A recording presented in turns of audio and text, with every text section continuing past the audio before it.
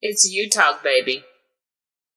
You Talk family, what go on? This your boy D. I wanted to come on and tell you guys thank you to everyone, my whole entire You Talk family that's been supporting me since I started doing this back in 2020. Thank you guys so much. I love you. I appreciate you guys. And a big thank you to everyone that is signed up with your You Talk memberships. Thank you very much. I appreciate you from the bottom of my heart. Thank you guys so much. I also wanted to say thank you and shout out to our super producer, the man himself, Mr. King Judge, KJ Production, Mr. Marquise Judge. Thank you, brother. I appreciate everything you do. I love you, brother. You already know. Also, a big thank you and shout out to our super co-host, Mr. Larry Frank Jr. Utah family, I know y'all appreciate him, and I do as well. Shout out to Mr. Larry Frank Jr. Thank you for all that you do, brother. I love you. Let's get into it, man. Let me tell you about these 3 different memberships that we got going on at Utah. The first membership is the Utah Club. And with that membership, you will receive different loyalty badges for every month that you are a member of the Utah family. The second membership is the Utah VIP. And with that membership, you will receive 10% off any Utah branded merchandise or apparel. And you will get different photos and videos whenever we're out and about. We'll be sending you different stuff. And the third membership is the Utah Box. And with that membership, you will receive exclusive content when we're doing special interviews with special guests.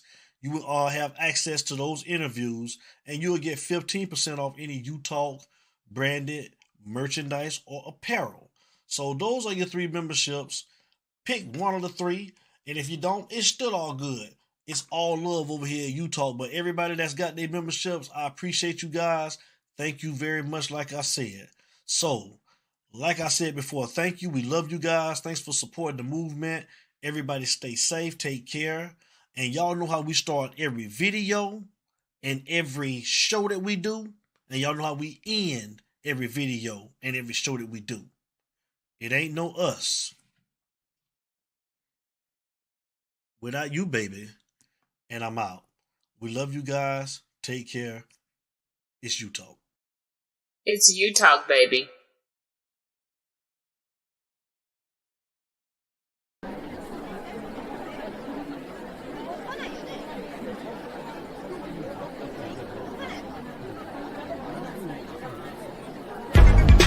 Right about now,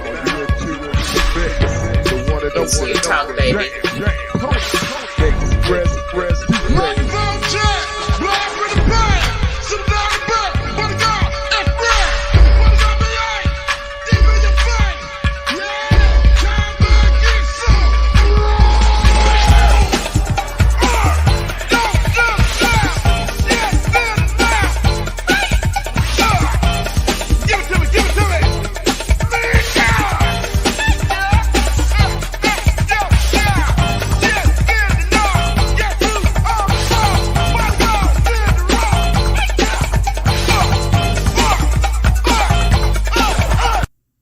I won't deny it, I'm a straight rider. You don't wanna fuck with me.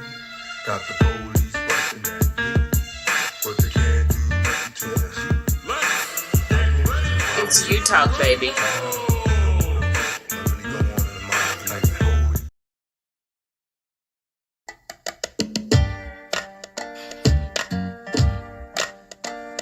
It's You Talk, baby. You know what time it is. Radio. You know what this is. Danger! Danger! Get on the floor. The feeling right here. Sing it. Been so long. Sing it. He's been on. So Get on the floor. show me The feeling right here. what you wanna see. Don't tell the DJ to put my hit on. I'm keeping the fellas and women jumping from the minute I get It's it. You Talk, baby. Dancing, screaming and hollering and all. Got the gift to come up.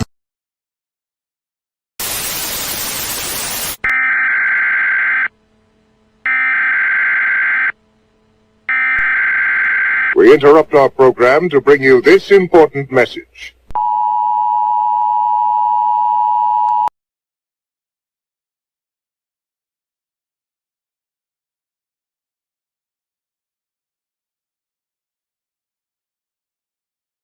And now back to our regularly scheduled program.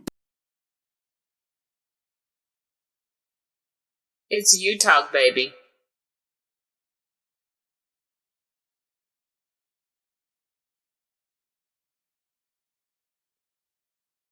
You talk family, what go on? What go on?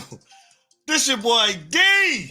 And of course, I got my guy, the super co-host, Mr. Larry Frank Jr. in the building. And y'all know how we start off every show. It ain't no us. Without you, baby. Without you, baby. You talk family, Kane Nation, what's going on? What's going on? How everybody doing tonight? It's a Friday night. Larry Frank, one more week into the kickoff. Larry Frank, one more week. You talk family. It's you talk, baby. It's here. It's here. Shout out to our super producer, the man himself, Mr. King Judge. Production in the building. Shout out to King Judge. Shout out to our guy, King Judge, the super producer. Shout out to King Judge. Oh, the chat, the family is here. Shout out to B Nod. Let's get to everybody. Shout out to B Nod. Shout out to Derek Alford, man. Shout out to Onk and B Nod. What's going on? What's going on? Cuban Damas is in the building, man. Our brother Cuban in the building. Shout out to Q. Oh, man. South Coast Kane. He's in the building, man. That's our guy. Shout out to Mr. Cannon. Mr. Cannon is in the building. Shout out to Mr. Cannon. What's up, Mr. Cannon? Shout out to Obi-Wan Kane. Shout out to our brother Obi-Wan. Troy Woodard. Cuz, what's going on, man? How you doing tonight? Cuz, Lakeland, Florida in the building. Appreciate that, Obi-Wan, man. Thank you, brother. Cole Breezy is in the building. Shout out to Cole Breezy. What's going on, Cole Breezy? And we got our guy, our brother Skinny is in the building. Skinny, what it do, man? What's going on, my guy? How you doing tonight on a Friday night?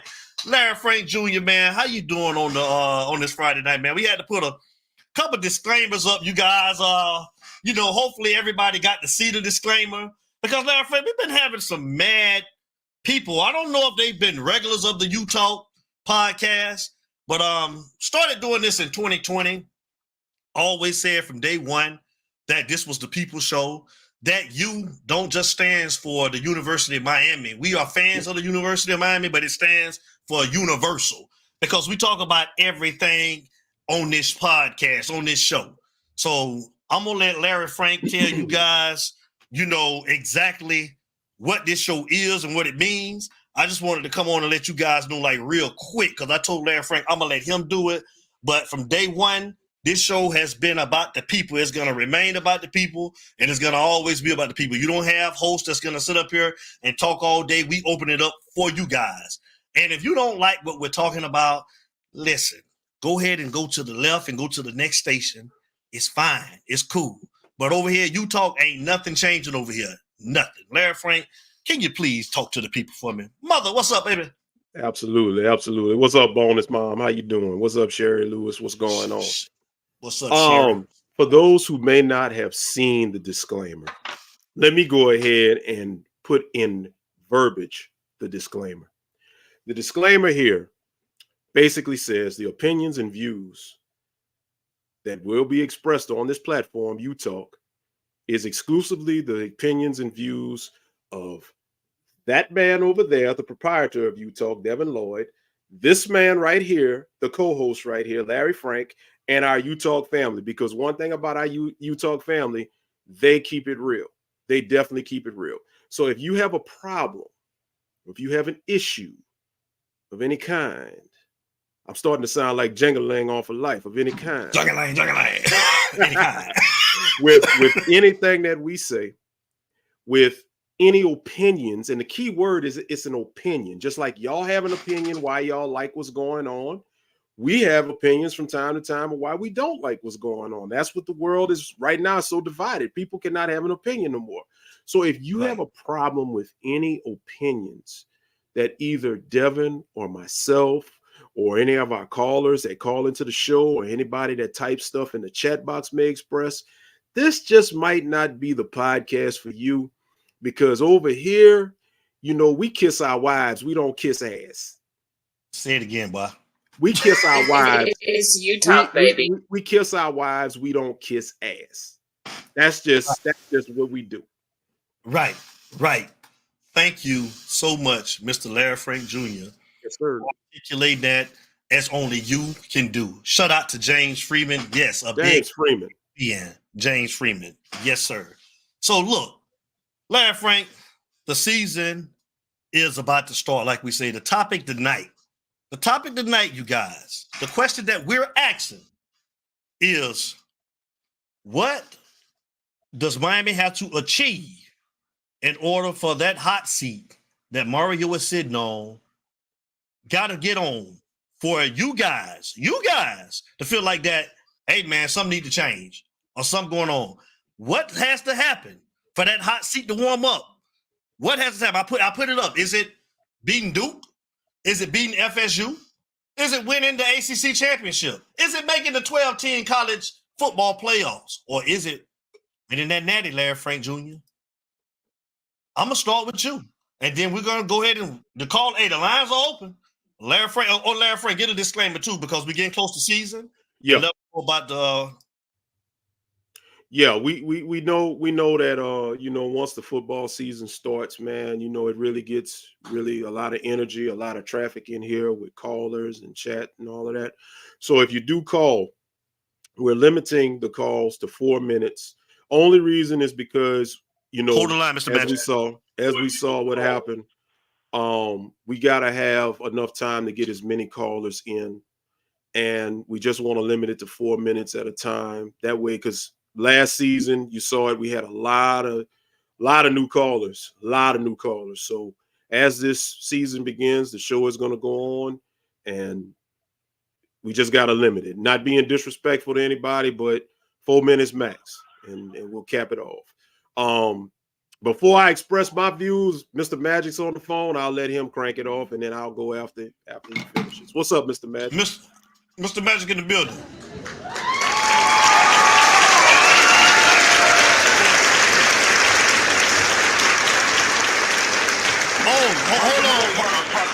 Hold on, Mr. Magic. I see our boy's bike, man. Will I Am is in the building. We've been sending our condolences to you. Oh, yeah. And we love you, bro. Good to see you, bike, man. Good to see you back, man. We've been praying for you and your family, man. We love you, Will. Yeah. Prayers up to you, Will. Prayers up to you. Yes. Definitely. Good to see you back, Will. Sorry about that, Mr. Magic. It's all good, bro. I'm glad to see the brother back, man. Bust a move, motherfuckers. Do you want that? Do you want that or not? Do you want that?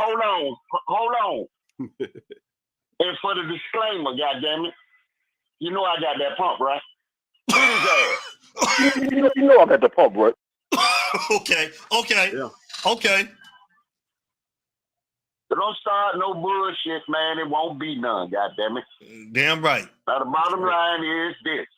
Mario got to get his ass in tune with Miami, the city.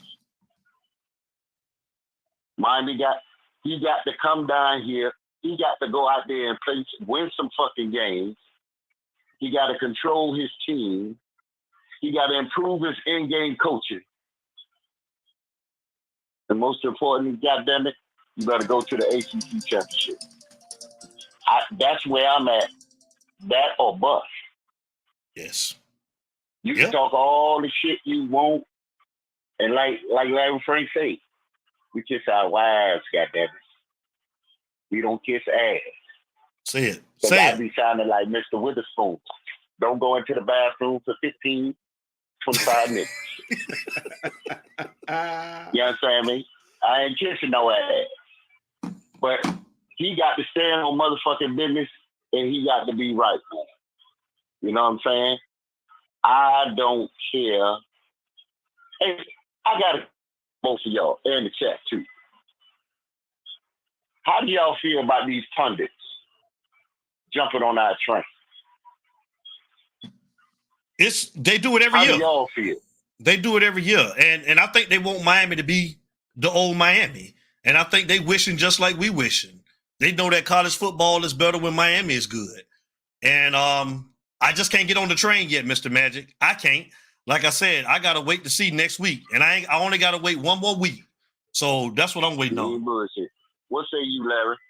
Mr. Magic, I'll say this. When I look at some of these people, more specifically like a Paul Feinbaum, who has always talked bad about Miami in years past, like a Josh Pate, who has been very, very vocal and critical of Miami in years past, all these different people. You know what that tells me? That tells me that not only do we here at UTalk realize that the talent is here and it takes coaching to take it to the next level, but the media sees it. And that puts more limelight on Mario that he has to do what he has to do, because now, guess what? It was just 3 years ago, Kirk Herbstreit put Miami on blast for you know, what they were lacking to do. Now the media is putting Miami on a pedestal for what they should do. And if it don't happen, it's going to be solely because of coaching. Preach. I'm going to tell you how I see it. Uh-oh. You done blacked out, ain't you? Listen, man. You can hear me? Yeah. We got you. Oh, okay. Me personally, I don't need they fucking recognition. I'm used to Miami going out and taking our goddamn recognition. You understand? Taking our respect. That's what we did in the days of old, and that's what we need to do in today's day. Fuck them motherfuckers, man. Because all they doing is trying to set him up. That's what they trying to do. They trying to set him up, and then they want to blow Miami out the water. That's what they want to do. And I'm going to say this to their ass. Hit me, D. You want that? You know I'm at the pub, right? Thank you, sir. And I'm out. Absolutely. Mr. Magic, y'all. Mr. Magic, as always. It's you talk, baby. Hey, Skinny, thank you for the donation, brother. Yeah. Appreciate it. Do y'all think these rival games feel the same anymore between players with the NIL and transfer portal? That's a good question, man. That's a good question. I mean, because you got to think about it, like the players that's coming, a lot of these players, you know, that's transferring in, you know, are they from Miami like the old times, like when some of those guys played together coming up, you know what I'm saying, through like the youth leagues, going to high school playing against each other? Like, do they take it as serious? Because some of these kids that they're getting like are from different schools way far out west, and they're coming to Miami. So do they share the same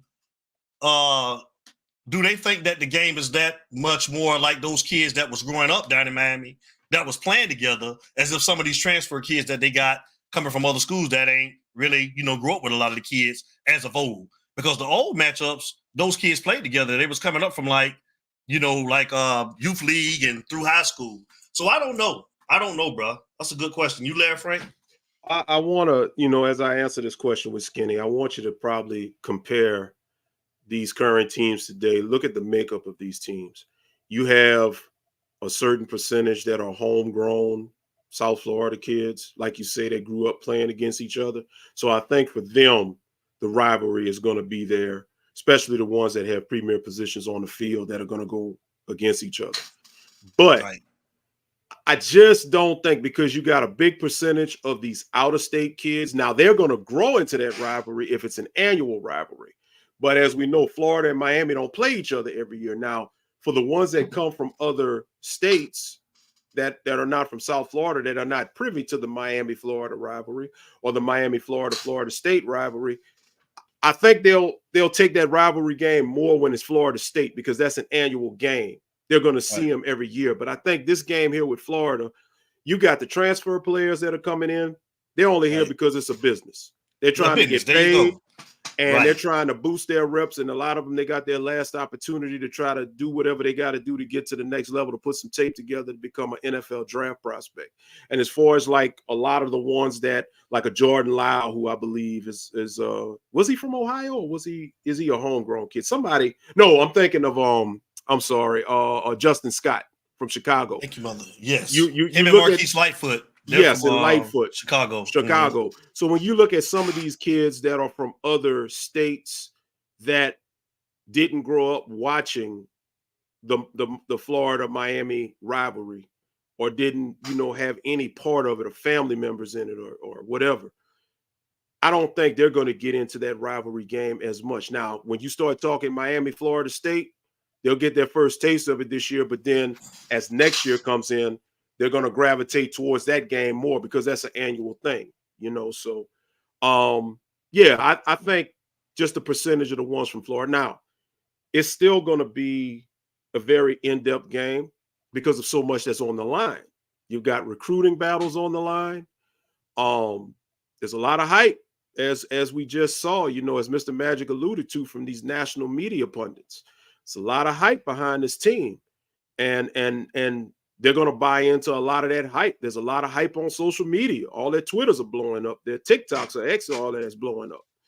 So they're going to get into that hype for that regard. But overall, I don't think it's as intense as it was, you know, back in the 90s and the early 2000s before Florida canceled the rivalry. Good point, Larry Frank. And Mr. Magic said that I think he said that the hot seat will get hot for him if they got to make the playoffs. I think that's what Mr. Magic said. They need to make the playoffs, the college 12-team playoff. That's ACC that was his other thing. Okay, so let's do this. You know, and this for everybody. When we say that, look, we expected a 10-win season, and that this team had talent last year. You know, and you guys are talking about the national pundits, the media, that's everybody's on Miami, but everybody's on Miami because they know that Miami had talent last year and could have performed actually pretty good last year, but because of some hiccups, coaching, that needs to be corrected. And this team, the only thing that's holding them back is that they got players, they got everything that they need. They went down. Let's start with Sam Acho. Let's hear what Sam Acho had to say. I thought that he made a pretty good point too. Let's play his clip real quick. Game. It wasn't the players on the field that cost the team the game. It was poor coaching decisions by Mario Cristobal. Instead of taking a knee, he decides to run the ball gets fumbled, etc. So for me, when it comes to Miami, talent is not the issue. They are extremely talented. Cam Ward is extremely talented. Francis Mauinoa, their star tackle, who's a 5-star recruit, superbly talented. But it's the decision-making, the discipline, and that starts from the top, starts from the coaching staff, and it dwindles and trickles down to the players on the field. Talent is not the issue for Miami. It's discipline, it's structure, and it's coaching. Respect. Yeah. I mean, listen, you know, when we say what we say, you know, again, it's our opinion, but when you hear from the national media and you hear from former players, I mean, what else is it to say, Larry Frank? Like, the team should overachieve this year because they have the talent. They had the talent last year. So I don't think that 10 wins is asking for a lot, considering the schedule that we have this year. What's your thoughts on that? With what Acho said? When Acho says it, it's a smart assessment. When we say it, we're fake fans. Yeah. So that's the first thing. You know, Acho and that snippet you played said nothing different than what I've been saying since before the knee, when Mario, since the 5-7 season in Mario's first year. This Miami team last year had the talent, and what gets me is the Mario apologists. They're going to blame TVD's interceptions. They don't call out Mario's lack of coaching, his X's and O's issues, or nothing like that. Notice something with some of these fans. I'm going to give you something for everybody to notice. If you get into it with a Miami fan and you're critical of Mario Cristobal, it's one or two things they're going to tell you to defend him, okay? The first thing they're going to do is they're going to put it on TVD with the interceptions. Need I remind you that Miami was in pretty much every game last year with the interceptions of TVD. Miami, with better coaching, could have overcame those interceptions with TVD. So, yeah, I get it. TVD was a liability last year. I'll give you that. But the other thing that I notice is when you start being critical of Mario Cristobal, they're quick to reference what he did at Oregon. They're quick to reference that he beat Ohio State. So to the people that say he beat Ohio State, to the people that say he won two Pac-12 or went to the Pac-12 title twice and won a championship or whatever, here's my response. I'll see your one victory over Ohio State, and I'll raise you 2 losses to Utah. Hold the line, caller.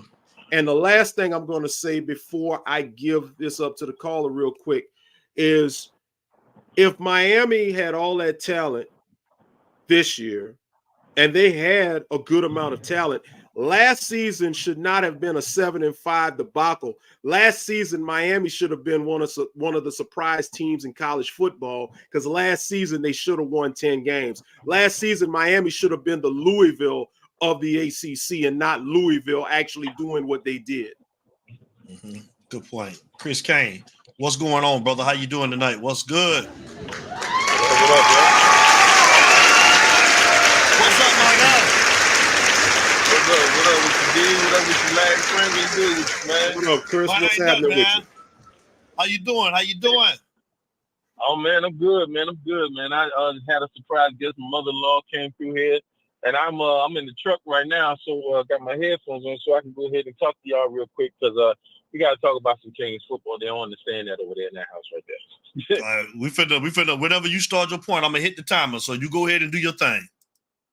Okay, this ain't gonna take long. This will probably take me about 2 minutes, but if I go over, that's all right, because I got an extra 2. So There you go. There you go. This year right here, 2024, I'm gonna make it short and sweet. We better have our ass in them fucking playoffs. I don't want to hear nothing about nothing from nobody. Okay, you dig what I'm saying? We got the quarterback, we got the running back, we got the staff, we got the players, we got the line, we got the defense, we got the offense. What the fuck is the problem? We got everything that we need. So what we need to do is execute. I don't want to hear nothing about no garbage, about nothing that we doing some stupid crap. Okay, like I said a couple weeks ago, maybe about a month ago, if they doing some dumbass shit, next man up, sit your ass down, and next man up. I'm tired of this favoritism crap. I'm tired of all of this other kind of garbage. I don't want to hear no other fan base or anybody else, because I'm going in on y'all asses tonight too. Because I'm gonna tell you something. I'm sick and tired of hearing from Florida State. I'm sick and tired of hearing from Florida, Georgia, Bama, Clemson, all you fuckers. I'm sick of all of you motherfuckers, because y'all getting on my damn nerves. And I'm gonna tell you right damn now, the moment we win the national championship will be the last day that y'all ever see that bitch, because that shit'll still come down to the 305. Do you understand what I'm saying? I don't want to hear nothing from no Florida State fans talking about, oh, this is our own one and only chance. Bitch ass motherfuckers. Y'all won that shit 16 times, and y'all bitches got 3 national It's you championships. talk, Y'all baby. can't hold a candle to us. Y'all can't hold a candle to us. The only simple fact of the reason why y'all sat there and had a team 3 seasons and had a 13-1 season or whatever, and y'all had people that was in your system that coached them up. Now, if Mario can't understand what the hell that dumbass Mike Norvell just did, then I don't know. Maybe he ain't the guy for us. Whether he had the U on his helmet or not, maybe it was for uncomfortable instead of the University of Miami. I don't want to hear crap from nobody. He better get his ass off his shoulders and get it right. You got 3 years. This is your 3rd year. You got one of the best rosters in the ACC, if not the college football. This year, these recruits that you're trying to get are going to be watching our asses. Well, not watching us, because we ain't playing as the fans. They're going to be watching him. I don't want to hear nothing from nobody else. I don't want to hear no excuses. I don't want to see no favoritism. I want to see hard-nosed football, knock down, drag out. When we see you on that field, we're going to fuck you up type football. Plain and simple. And I'm out this motherfucker. It's you Go talk, Canes. baby. It's you talk, baby. That was Chris Kane, y'all. Y'all heard what he had to say? To the point. Let's play. He made a good point. He said that we got everything that we need. We got everything, Frank, and it shouldn't be any excuses, Frank. Let's play another clip, man. Let's see what some more of the national pundits have to say. See if they'll follow up and utter what Chris Kane said about it. I think when you look at Miami, do we look at him and say, I don't know about talent? No. Do we look at him and say, I don't know about the quarterback? No. You mentioned the offensive line and the defensive front. Both line of scrimmage have been addressed really last year heading into this year. The question you worry about is, can you get in the plus side on the turnover margin? They're -4 a year ago. That's not winning football. And are you disciplined? Can you avoid penalties?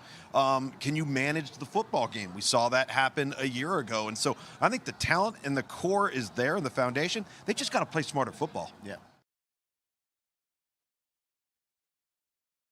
Listen, next week will tell us everything we need to know. Like I said, everybody are Hurricane fans. Next week, we will see. We are on watch, 3:30 on ABC.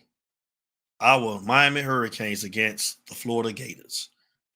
And with that game, Larry Frank, everybody thinking that it's going to be a blowout. Everybody saying that we're going to kill Florida. Again, I think that we are the better team, Larry Frank.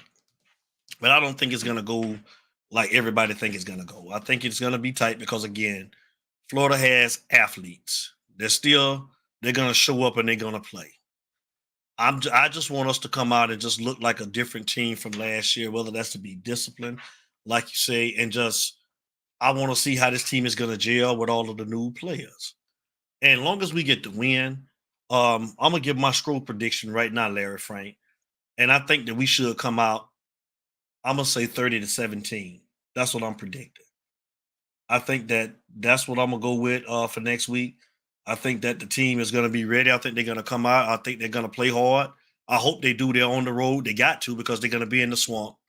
And hopefully that we can get the win.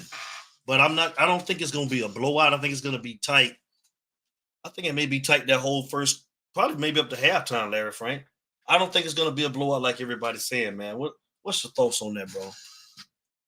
I'm going 31-27 in favor of the Canes, and I've got it being a close game because they are in a hostile environment. You can look at – you saw how close they played last year in Tallahassee. That was a hostile environment. And listen, defense stepped up to the occasion in that game and really kept Miami in there with a chance to win it. They just offensively, Emory was just a young quarterback. He couldn't get it together. But I think with all of these new pieces that you got on offense especially, they're going to score points. So I'm giving them 31. The reason why I'm giving them 27, I know that, the front line and the front seven is shored up, as they say. But at the same time, there are still some deficiencies. I mean, we still got to see what the secondary is going to bring, and Yep. As I always preach, the injury bug is always something. No game is going to be played without some form of injury happening. And I'm not saying a bad injury to take you out for the season, but it could be something to take you out for a play or two, or half, or it might be something that, you have to not finish the game and be out for another week or two, That's the thing. Now, on the flip side, Florida can suffer that same fate as well. But I think it's going to be a close game. I think Miami does have the talent where they should edge it out. But you got to remember, Billy Napier is kind of a hot, cold type of coach. He's kind of like a Dr. Jekyll, Mr. Hyde with his coaching from week to week. You don't know what you're going to get. He does have a pretty good offensive mind. So I'm going off of history. And whenever Mario has played or coached against another coach that knows X's and O's better, it's been a problem because Mario has not been able to adjust. It's been a problem. For anybody that has an issue with me saying that, I'll reference NC State with a wide receiver slashing our ass. Anybody has a problem with me saying that, I'll reference a one-dimensional Rutgers team that beat us by just running the football. And I know what y'all going to say. Well, half the team wasn't there. Well, no, I don't want to hear that because the second and third stringers that we got are way better, in my opinion, than what Rutgers had on the field. It was coaching. So I'm going to give Miami the nod to win this thing next week, 31-27, but it'll be close. But I want to say one thing, D, real quick. And I want to put this out right now at the beginning of the season. We're on the dawn of a new football season tomorrow. You have 29 new head coaches in Division I football. 29. I say this every year.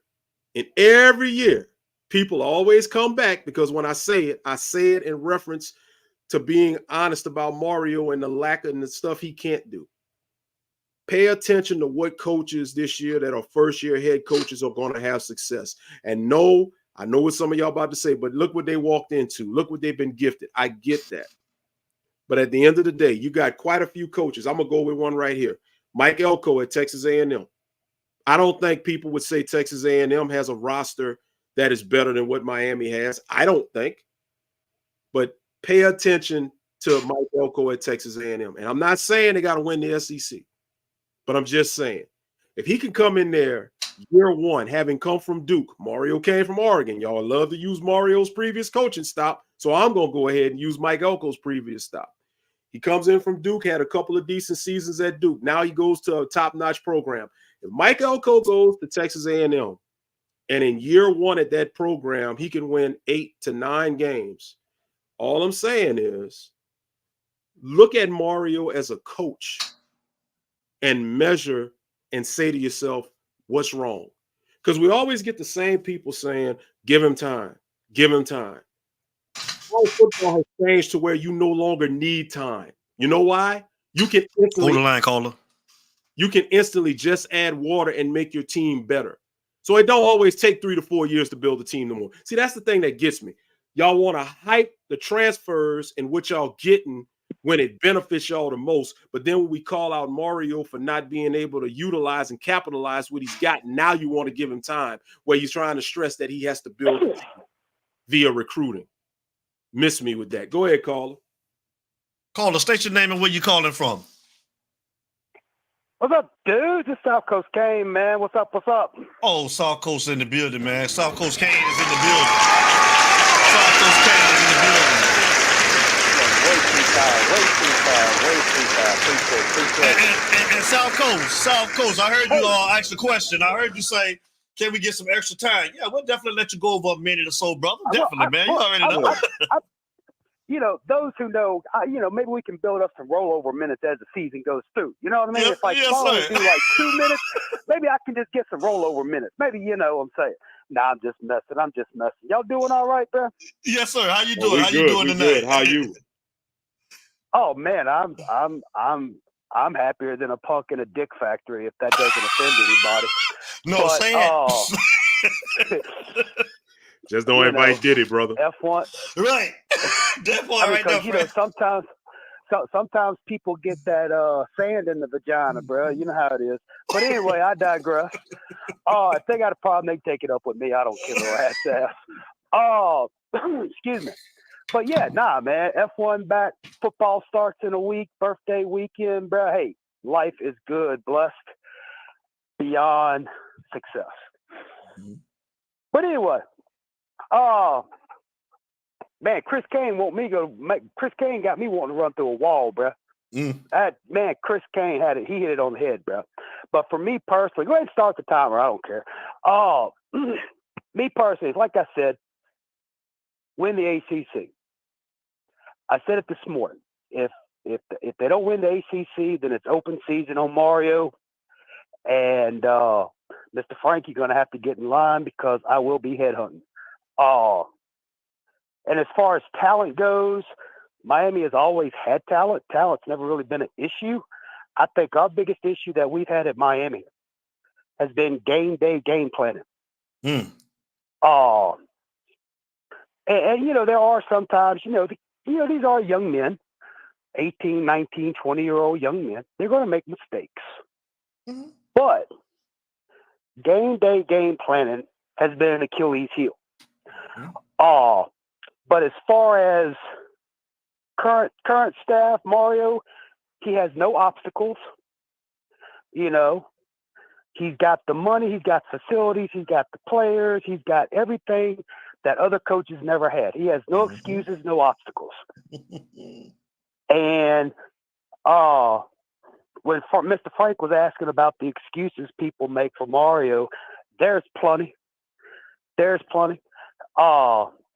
But yeah, that's it. You know, win the ACC and then go from there.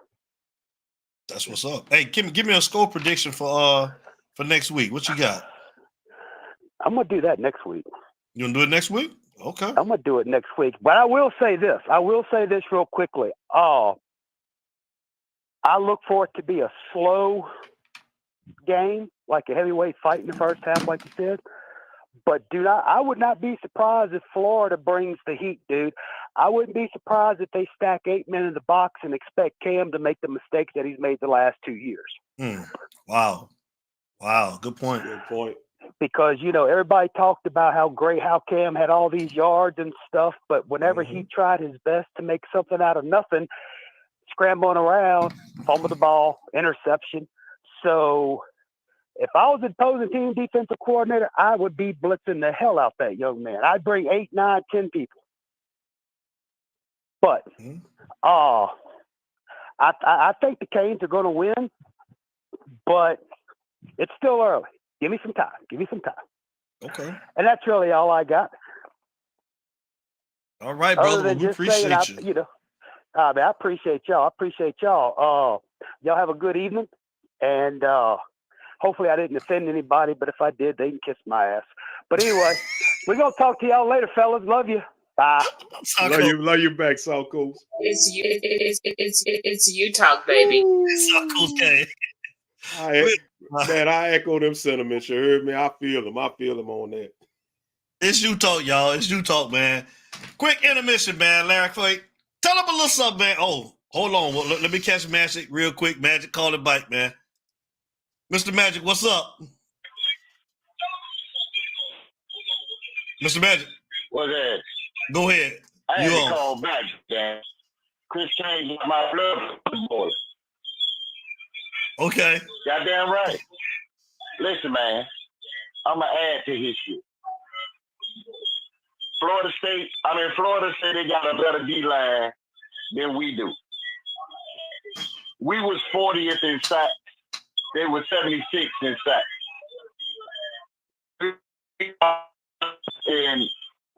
In Russian defense, and they was 117. The only reason I ain't gonna give no prediction right now is because of the simple fact, if anything, like the man just said, if they stack the box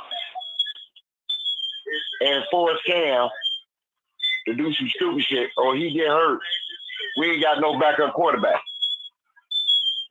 Because the one we had is at USC. So we done. That's how I'm looking at it. This man got to stand upright for a whole 12 games plus play. I don't think that's going to happen, bro. I pray do. But I feel like we going to win the game, but I ain't going to put no number. But I got to be logical and I got to be real, man. I've been drinking this Kool-Aid for too goddamn long. And I'm drunk. I'm drunk off that shit, so I'm stopped drinking it. I just gotta stay focused, like and just give it and just let them do their thing, bro. I'll let y'all later. Mr. Magic. Mr. Magic. It's you talk, baby. Good point. But we got to talk about the You Talk Bash number 2. November the 8th. Be in Atlanta. We're going to have a good time. We was on the hotline today with a lot of the You Talk family. They're ready. Well, I tell you, Larry Frey, but that Derek Offord ain't nothing, bro. He ain't nothing, but he was yeah. Did he see you? Hey, he talked about you bad on the hotline. We almost on the phone today, but bro, why everybody coming at me, man? Man, Sugarfoot been jumping my time. Now Unc been jumping my. What I do? Hey, Sugarfoot called today, Shawty. He down there in Miami, man. Shout out to Melvin Brad. I'm gonna go old school WCW. I'm gonna put him in listen. I'm gonna put him in the torture rack like Lex Luger when I catch his ass. I told him. I said, boy, Frank gonna get you, boy. He was dying laughing, boy. Dying laughing, boy. Hey, Joseph Bernard, see, man. Hey, that joke was messing with you, man. But shout out to everybody, man. Shout out to the Utah family, man. He's on the phone today. Derek Offord was on you, though, bro. I think he said he sent you something. He sent you the. Did he send you something? Yeah, man. Like I said, bro. Hey, Frank, look at it. He in the chat. Now look at it. Hey, he was trying to lie. Hey, he was trying to lie too, Frank. Hey, So Frank, check it out. So you know we almost had an altercation down there at the barbecue, right? Down there in Florida, in Jacksonville. Right. So he was trying to lie to the fellas, man. You know, he was trying to lie to B-Nard and Bootsy and Mr. Cannon on the line. Cause you know, when the man made the barbecue, tell him, man gave me my rib last, Larry Frank. You was at the table. You know what I'm saying? I was. I was sitting right next to you. Yes. Yeah, okay. He was trying to sit there and lie, talking about I didn't get my real lad. So Boosie had to confirm everything, man. And Joseph Bernard, Mr. Cannon was on the phone too, so they heard it, man. Look at him. You talking about I'm lying. See what I'm saying, Larry Frank? Man, he did get his rib lad. You did give him his rib lads on, and you reluctantly gave it to him. Yeah, you said, yeah. And Frank, wasn't he rolling his eyes after he was doing it? Yeah. He You like, here you go, here. Yeah, just threw my rib on my plate. Yeah, man. I'm like, I don't know why you would treat me like that, Frank, man. But hey, listen, y'all. Listen, we're going to get a quick intermission. Like I say, November the 8th, be in Atlanta for the Utah Bash 2. We're going to have fun. Y'all know how we do, man. Come along, man. Mr. Bratton, man, bring all of his guys, man. We're going to have raffles. We're going to have games. We're just going to have a good time. That's what we do at the Utah Bash. So we want to see everybody in Atlanta November the 8th. Show up, hang out with the crew, man. Let's have a good time. Let's hit this intermission real quick, Larry Frank, and tell them what it is.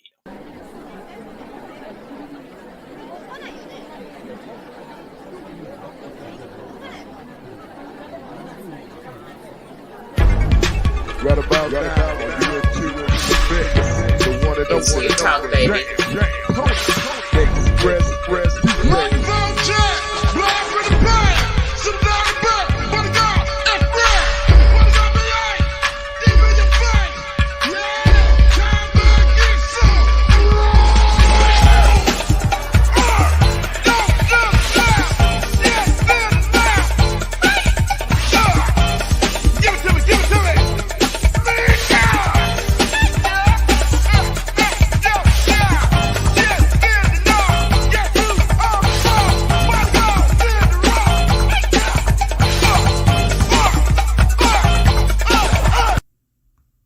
Deny it, I'm a straight rider. You don't wanna fuck with me.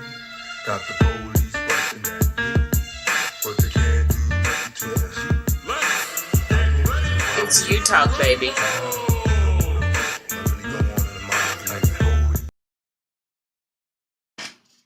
Come hang out with the family.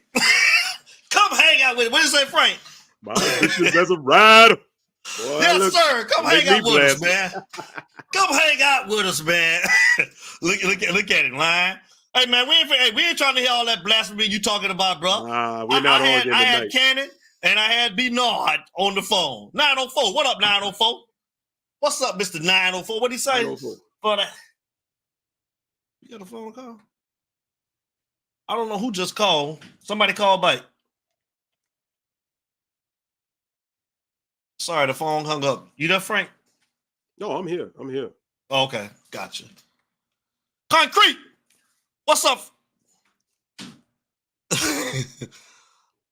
Concrete say what? Larry Frank gonna be punching the air when Mario win the ACC. Ha ha. This year 3 though.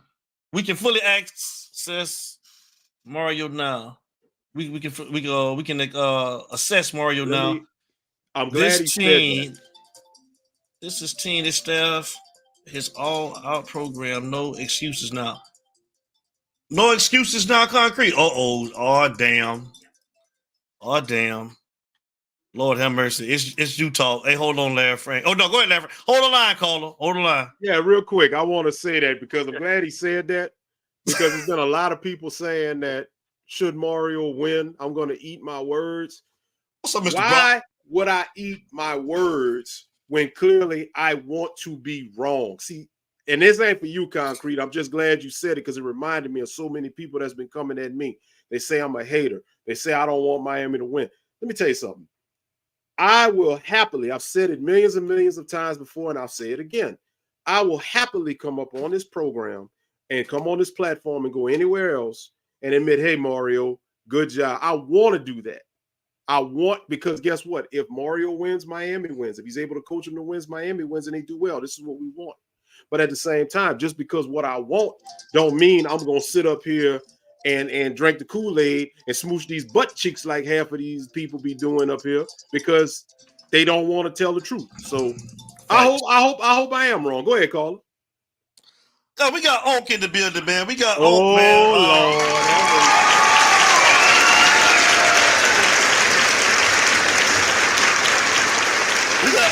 We got Onk in the building. Hey, James Freeman, you next, man. I'm gonna hold the line after Onk get off. James Freeman, I'm gonna hold the line for you. Larry Frank, you've been promoted. Never been demoted. The second brother. There you go, B-Dog. There you go, B-Dog. You done lost your job, boy. You done lost your job. Yes, sir. Larry Frank, that joker that set you up today on the phone. I ain't know nothing about it until I saw the portfolio. What portfolio? The picture. Okay. See, this all Melvin. This all Melvin Bratton fault because everything. Like I said, when I get him, when I catch Sugarfoot, I told y'all. You know what? Damn a WCW Lex Luger torture rack. I'm putting that joker in a figure 4 leg lock like I'm Rick goddamn Flair. And I'm a woo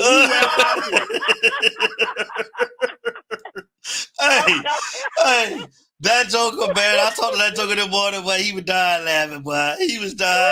Boy. That's an old fool, boy. He said, "Yeah, Larry Frank mad at me." I'm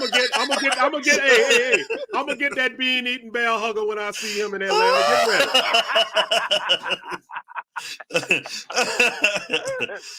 What's up, Onk? Talk to us, Onk. What's good? Hey, man. I was just listening to the show and everything, and man, I worried about what people saying about you hating or whatever, man.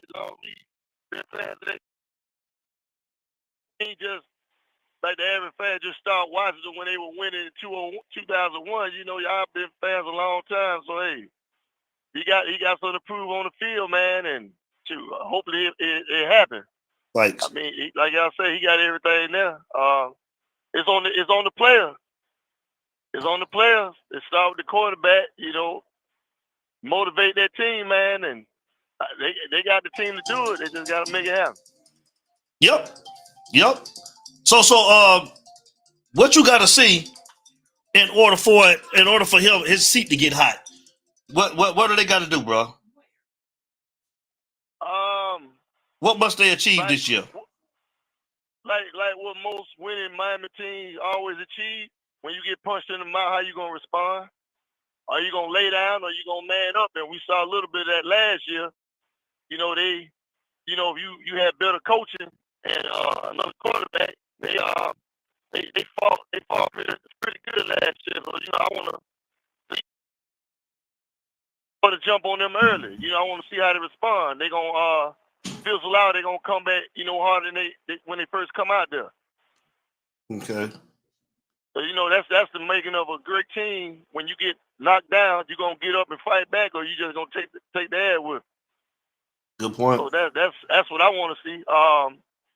You know, like I said, I don't know how it is to play with a quarterback as capable, you know, that we have had in 20-something years, man. I just can't wait to see what he's gonna do. Right. And you know, make sure Mario stay out the way. You know, if they gotta duct tape him and put him in a straitjacket, man, just keep him away from the coach. Mm-hmm. They'll be all right. Time. If he let the boy coach, they'll be all right. Time down, huh? Yeah. If he let them guys coach, they'll be fine. You think that's gonna happen this year? I do. I do, because we got depth. We got depth, and it's not, you know, normally we had depth that was like what? Miles and miles from, you know, being capable of starting.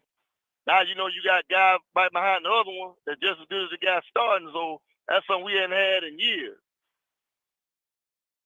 Yeah, see, that's one of the things, though, Frank was saying that about the injuries or whatever. Like, so the only position to me that I feel like that may be in danger is what Magic was saying, is the quarterback position, because, you know, supposedly now we're supposed to have depth on top of depth now, right? We shouldn't have that problem like we had in the past, saying that, you know, when a guy goes down, there's nobody coming behind him that can play, right? So we're supposed to be, you know, it's there. it's supposed to be okay. Hey, most teams that win that, they go to the playoffs or win those championships, they deep at each position. Cause you gonna it just common sense. You're gonna get some injuries. Some gonna be more catastrophic than others, but you're gonna get some injuries, man, and that's what's been hurting us. Once they start in 22, start getting hurt, we ain't had nobody to come in and replace them. So that's what I think gonna be the difference this year. That you got depth finally, but you know, like you said, hey, them boys gonna demand up, boy. Cause we ain't got but one quarterback. Yeah. Lord knows he get hurt, boy. Oh my God. That part. He can lean heavy. He can lean heavy allowing that running back or the running back. You talking about Martinez? Yeah, shit. Martinez ain't on the one. Shit, you got 5 or 6 running back that could be starting anywhere. Oh no, I was asking. I agree with you. You know, Yeah. I thought you was talking about it. One in particular. As good as that old line is, all three of us could go play running back right now and get some yards.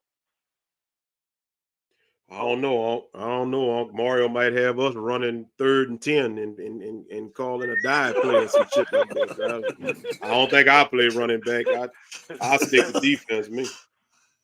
Hey, well, I tell you, we got 2 secret weapons, man, but I don't know if they 2 secret, man. You know, Arroyo is healthy, and that boy, that freshman tight end from Las Vegas. Them two linebacker killers. Hey, hold on, Mr. H.S. Mitchell's. Mr. H.S. Mitchell. If Cam goes down, who is the next up? I don't know. It might be Poffenberger or Mr. Mitchell. No, Emory gonna get it. Puppet stuff ain't been playing better than Emory. Oh, okay. Yeah. If Cam go down and we got to rely on Pooper Scooper, we in trouble. Yeah. Emory looking pretty good, man. Emory looking pretty good, man. I said, them 2 tight ends right there, bro, I think that could be the difference in that game, man, if they use them like they're supposed to. They don't have nobody to cover them tight ends. You got a prediction on? Oh damn, man! I'm just letting you run. I forgot to hit the damn timer, man. Let me put the timer on because you done came on here lying anyways. I'm mad at you. I'm done after I get this prediction. hey, I had to get on when I saw Devin lying on me like that. Ain't nobody lying on you, nigga. Oh Lord. Ain't nobody lying on you. I'm at to pull this truck over, boy. He getting carried away now. Ain't nobody lying on you. Larry Frank was sitting at that table right along with me, man. Hey, Larry Frank seen all this. Cannon heard everything today. B-Nard heard. Y'all rehearsed that bullshit before the damn show. Ain't nobody rehearsed that. Ain't nobody heard nothing. Okay, you good, Devin. Ain't nobody did nothing. Hey, be cool. I'm gonna call Rayford. and I'm gonna tell Rayford. There you go. You think you was holding out on the rim? Rayford ready. Hey, Ray ain't been mess up a good thing. He don't stay too far from my house. He ain't been mess up a good thing.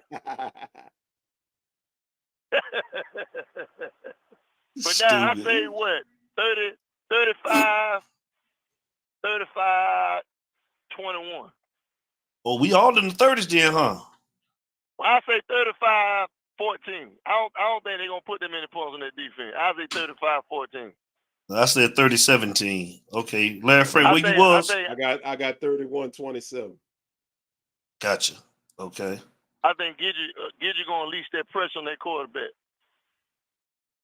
Think Gidget gonna do it? Hell yeah. Why not? Because they in the same boat. They in the same boat we in. Yeah, I agree. Yeah.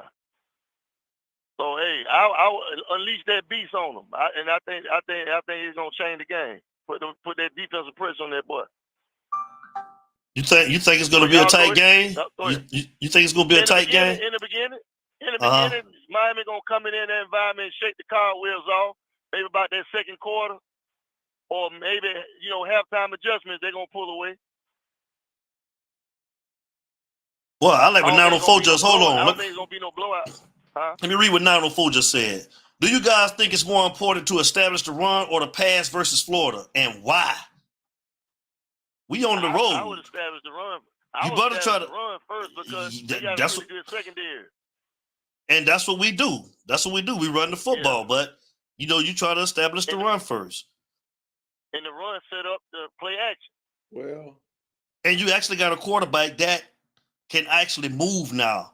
You got a quarterback that can actually, they're gonna let. I think they said Cam Ward. He's letting them change the plays at the line. He can call his own plays. So I think if Cam Ward sees something he don't like, man, he can be a field general and do his own thing too. That's going to be important, man, because TVD, he couldn't do a damn thing but do what the play was. Talk to me. I'm a little different. We got a D coordinator. I'm sorry, go ahead. Yeah, real quick. I'm a little different. I think you need to try to establish the pass. The reason why is because Florida is going to expect you to establish the run. You got to remember, you just got Damian Martinez, who is perceived to be one of the best running backs in the country, along with a returning Mark Fletcher, who had a lot of burn last year and has a lot of upside, plus that old line. So I would think Florida is anticipating that Miami will come out here with the run. So they may prepare a little bit more and be a little bit more ready to stop the run, or at least prepared for it.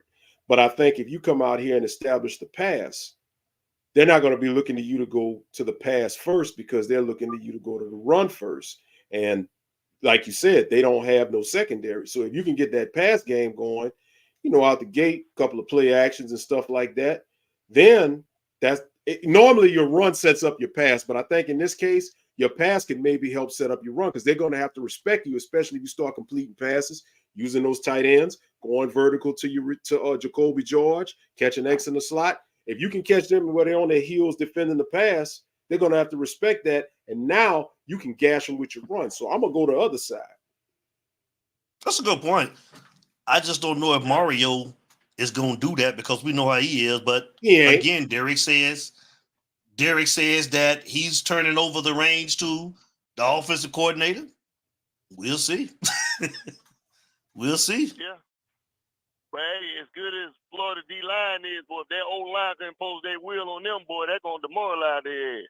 It should. Hey, what's up, Kenny, man? I see you, Kenny. No turnovers. I told him, not on the road. Damn, you ain't lying, bro. No penalties.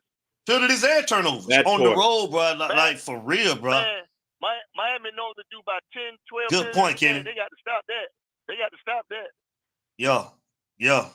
Every game, Miami, even though they win, they have 10, 15 penalties a game, man. They if you eliminate that, they would have won a lot more games last year. That's right. Yeah. That fall on coaching, like I was saying. All right, man, get your lying ass off my phone, man. You don't went over your damn minute, man. Bye. Larry Frank, watch his ass. Watch him good, Larry Frank. I'll let y'all later. All right, It's you talk, baby. D Alford, man. D Alford in the building, man. Shout out to D Alford, man. Yeah, man. That was a great call, man. Great call, man. The lines are open 404-981-3997. It's You Talk, man. It's the People Show. Y'all already know what it is. James Freeman, I'm holding the line for you. You on deck, buddy. There you go. There he is. And 3-2-1, I got you next. 3-2-1, I got James right now. So let's bring James in, right? Because I can't say it like he said, man. But so let me try it, then I'm gonna let James bring it in himself. The Italian stallion, James Freeman, is in the building, man. Shout out to the Italian stallion. I can't say it like James, y'all. But James Freeman is in the building. What is up? I know I've been missing in action. Larry can fill you guys in on the big shows I've been having, and tomorrow we're doing a high school game day live show from our rival stadium. Got permission, and 10 o'clock tomorrow, a dream come true, 25 years in the making, and I can't thank you two enough for giving me the dream and the idea of making it actually come to fruition tomorrow at 10 o'clock. So it wasn't us. Congratulations. It was you, brother. Yes, and another round of applause. That was all you. And continued success on that. Continued success. Continue. We wish you all the best, brother. Definitely, we with you. Thank you guys. So thank you. All right, so let's start this off, okay? So we got this game next week between our beloved Miami Hurricanes and them wonderful Florida Gators. And here's the thing. I have heard this, not this podcast, but I'm talking about others. Oh man, this guy's real. Oh, you should see this guy. You should see that. Blah, blah, blah, blah, blah. Talk cheap. Go out there and kick their motherfucking ass. That's what I say. Right? It's you talk, baby.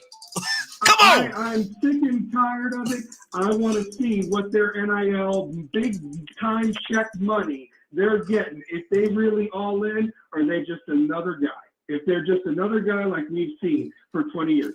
And to answer the last caller, if something was to happen to Cam Ward, God forbid Peter Puffer goes in there and basically goes and throws interceptions because he's the interception machine. Who the hell wasted a check on that? I mean, honestly, this is giving me the money. I could have done more with it. So I could have made a full production with the money they paid Peter Puffer to come play third string quarterback on the bench. I mean, I don't know what was worse, him with that outfit or those two guys holding one another from years ago, that picture that was released from Miami media. I mean, guys, let me just tell you this. Listen, it's been 20 years of mierda. That's what it's been, 20 years of caca. And it's time to show me something, okay? Yes. I've been the one that's been just as disappointed as everybody. And Larry, here's the thing, man. You don't even have to defend yourself, okay? You're one of the biggest Miami Hurricane fans, and you want to know, here's the thing. You know when it looks good, man. You know when it looks good. Devin knows when it looks good, okay? And it hadn't looked good, man. It's been downright crap, honestly. And anybody that defends that turn is, no, I mean, I don't want to hear it. I don't want to hear it, honestly. They need to go out there and they need to entertain us because we spent our hard-earned money supporting them, hoping for something. Mario needs to learn to take a knee when we're up. I mean, I just still can't get over that, honestly. I still cannot. And I'm sick and tired of, the hype of this guy. Oh, my God, this guy's made so many games. You want to know something? Isn't it interesting how nobody's seen any more videos of Juicy and all that bullshit we were fed years ago? I still haven't heard about this mentally tough psychology program where they brought that person in, the nutritionalist that used to work with the Florida Panthers, all that stuff. But you haven't heard nothing about that. Nothing. And it showed because it didn't do nothing with the weakness you had before with those guys. So the thing is, these are Mario's dudes. There's no more excuses. They need to go out there and whip a mediocre SEC team's ass. Seriously, they do. And there's recruits on the line. There's a lot on the line in this game. And the truth of the matter is Miami needs this just as much as Florida does. I know there's talk that if Florida loses this, they've got the hardest schedule, that Napier's done and so forth. Well, here's the truth of it, though.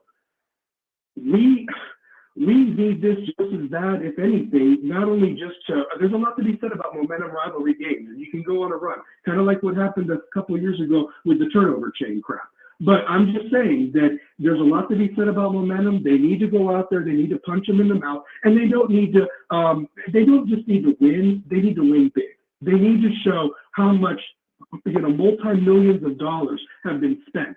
And, injuries happen, but the truth of the matter is when you're still trying to look for people, then your evaluations have been absolute crap then. You didn't listen when you had Alonzo. Alonzo was looking for people, and I think that was a big waste right there. I think that was a huge waste right there. And the man went somewhere else, You let Ed Reed walk out the door. You let all these different dudes walk out the door.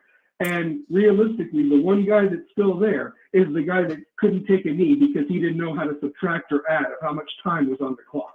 Okay. And I'm just going to say that buffoonery needs to end. I hope to God that he doesn't get cute. And I hope to God that these coordinators come through for him. Because realistically, there were times where we wanted to choke the shit out of them last year. And so what's made them in 9 months? I mean, I'm being serious. I'm being serious. Tell me what's changed in 9 months. The fact that they got a few transfers. I'm going to tell you this. The first thing I'm going to watch for is that center, that Carpenter guy, because he ain't even close to that Matt Lee of what you had. I want everybody to get that out of their minds right now. And if the center position doesn't have it right, snapping the ball correctly, and he can't even hold a block and go to the next level and give it like what Matt Lee did and so forth, I mean, you wasted money on that dude, honestly. So I'm just saying you need to look at each and every guy they paid money for and to see who brings it. Martinez, stud. Ward, stud. I think they've got some nice backs behind Martinez, but you better hope to God nothing happens to them because the other guys have not gone through a full season without nicks and cranks. Honestly, they've not. They've had injuries, and this is not a sprint. This is a marathon, and especially now that you've added games with playoffs, if you even get to that point. But the thing is, they've got to look the part. They've got to do what they've got to do. And talk is cheap. And let's go out there and show that you've actually made the gains in the weight room. Your conditioning's up to par. You're making right play calls. You're utilizing your weapons. And I'm going to tell you this right now. If that kid from American Heritage that we got, not the one that went to Ohio State, but the other kid that's the receiver, if he's ready to play, get his ass out there. You only have him for 3 years anyway, 2.5 if you're lucky. I want the best players to play regardless of class. And, just go out there and whip some ass. I don't even know what this is a conversation about. They should win big. There should be no excuses. And if they lose, everybody should start the GoFundMe for the U-Haul truck that will be in front of his lawn should they lose to Duke in freaking November, honestly. I mean, I'm so over all the talk and everything. Show something. Just show us something. 20 years of mierda, 20 years of mediocrity, the laughing stock, Peter Puffers, pictures with guys holding each other. I mean, we ain't FSU with like a day. I mean, here they had a balloon fight and they still found a way to go 13-0 last year. So you mean to tell me with all our buffoonery, we couldn't find a way? So we got to do it. That's what I got. Show me. All right, Jay. We love you. Stallion. Right, love you guys too. Love you, bro. Love you back, bro. Hey, real quick, I do a quick plug for Stallion, man. Hey, Swerve. Boy, did he go in, Swerve? Hey, bro. Hey, y'all check out Stallion. Check out Rebels with a Cause. That's their podcast that's dedicated to their high school West Rebels out there in Knoxville, Tennessee. But they also touch on WWE. They touch on all sports. I know with the college football season, they'll be talking about different topics. Go check them out. Shouts out to James Freeman. Shout out to James. Hey, 321. I'm holding for you, 321. I see you was trying to call when James was on, man. Come on, I'm holding the line for you, 321, if you still want to call, man. Great call. My boy said, man, the boys was holding each other, man. I got pictures of popping Petey Puffer holding the other men. Call her. State your name and where you calling from. Hey, my name is Kendall, calling from Orlando, Florida. What's going on? Kendall, what's going on, man? What's up, Kendall? How you doing tonight?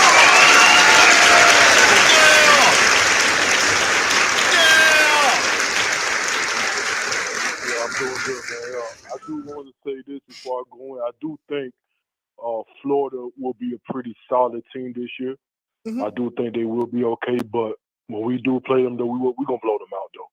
It ain't even going to be close. The number one problem they're going to have playing against us is going to be they don't have no linebacker, no enough talent at the linebacker position to be able to stop our tight ends from going up and down the field on them. And also on the offensive line, I think we're going to be a very solid group. I don't think as far as like names, we don't really have the big names like we did last year. But as far as like a unit, I think our offensive line going to perform very good. That's what's up. But yeah. But as far as like all the other talk, I understand our frustration at Mario. Trust me, I'm frustrated too by some of his decisions that he had made last year. But I'm still for Mario. I'm still the steps that he has taken as far as like him going out his way as far as like hiring certain type of coaches to bring on the coaching staff, him being more open. I see that as a positive. Now, is that it? Is that all he needs to do? No, he still has a lot more that he needs to do. But I do, as a fan, appreciate him at least trying to open up and do something different. And I do see him doing that. But like I said, we still have to perform when we do play Florida. We still have to perform. I personally think we're gonna blow them out. My personal score, I always said the score is gonna be 45-12. You know, I always knew we're gonna blow them out, but we still have a lot of work to do down here in Miami. He still have a lot of work to do. You know, I know people was talking about with Cam Ward. You know, if he goes down, man, listen, bro, we're gonna be straight, bro. We're gonna be all right, bro. I think we have too much talent, specifically on the offensive side. Really, no matter who the hell is our quarterback, we're going to be okay. That's why I personally think last year we had certain injuries from certain guys. You know, specifically at the running back position with Mark Fletcher, he had got hurt. We didn't really have no depth. We had guys at running back position, but we didn't have no depth. This year, all these guys have a year of experience. These guys are a little bit more older at the running back position. So if one guy goes down, we have at least two guys that's at least going to show up. Same thing at the tight end position. You know, so offensively we're going to be good. Defensively we're going to be fantastic. A lot of people was talking about the DBs and stuff like that. DBs, we're going to be straight at DBs, man.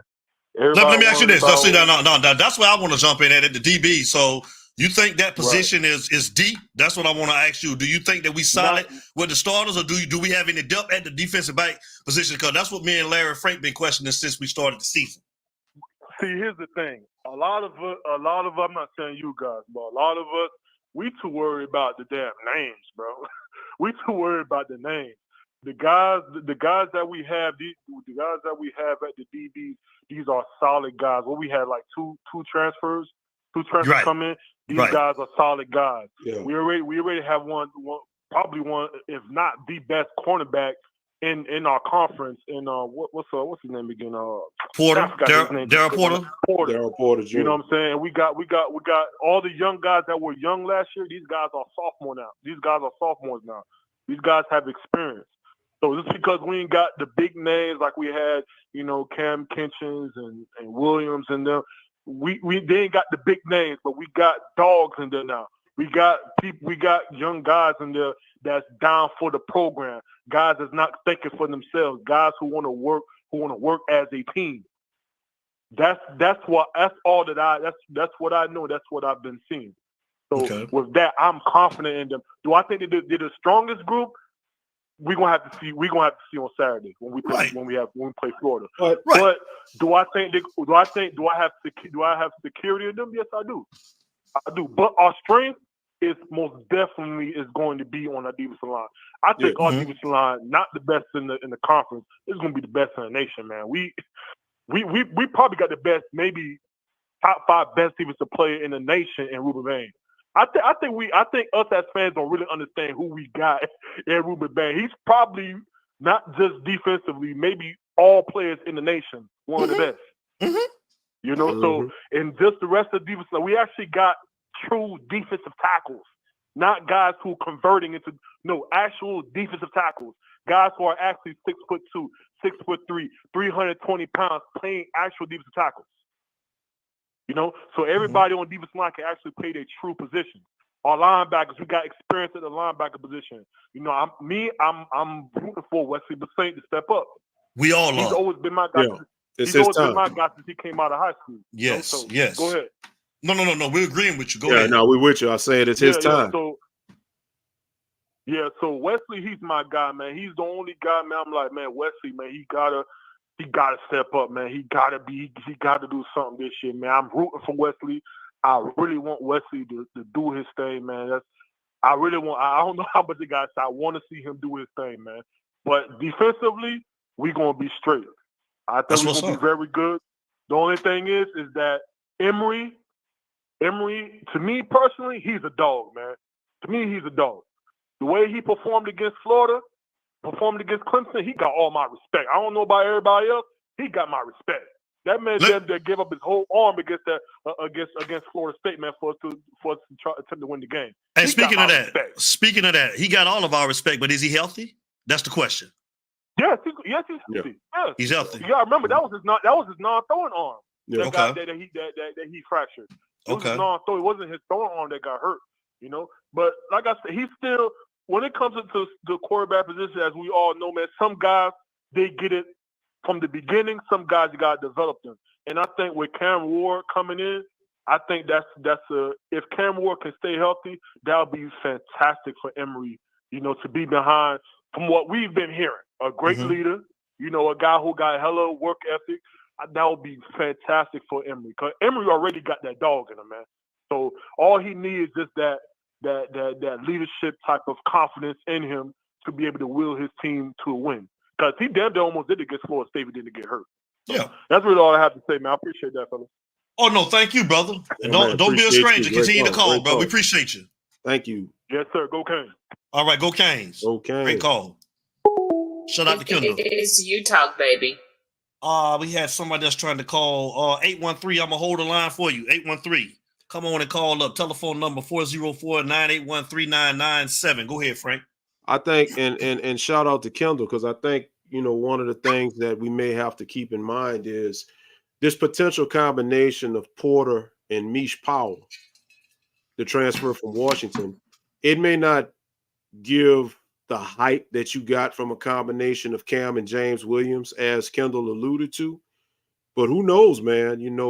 Porter, if he can play at the same level he's been playing at, you bring in Mish Powell. And if you can sprinkle a little bit of Zaquan Patterson, if he gets on the field, you never know. And don't forget about Brown, the other cornerback. I think that he's gonna take a step Damari forward Brown. this year. Yeah. I You think never that. know. I think You never that. know. Yeah, I just I want to see them as a group. I think the cornerbacks. I think they'll be solid. My thing is the safeties. So we'll see how it goes. We got a caller 813. It's Utah. Caller, state your name and where you calling from. What's good, man? This your boy Concrete. Concrete. 1K, man. Concrete. Hometown in the building, man.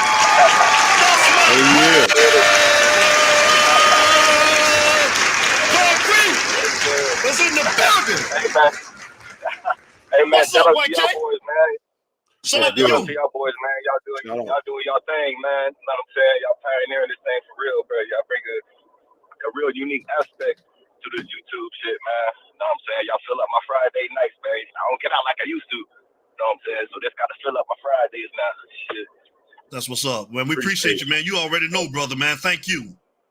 Yes, sir. Yeah, man. Hey, man, don't be letting Larry Frank fool you, man. Hey, he be stirring the pot. Hey, Larry Frank.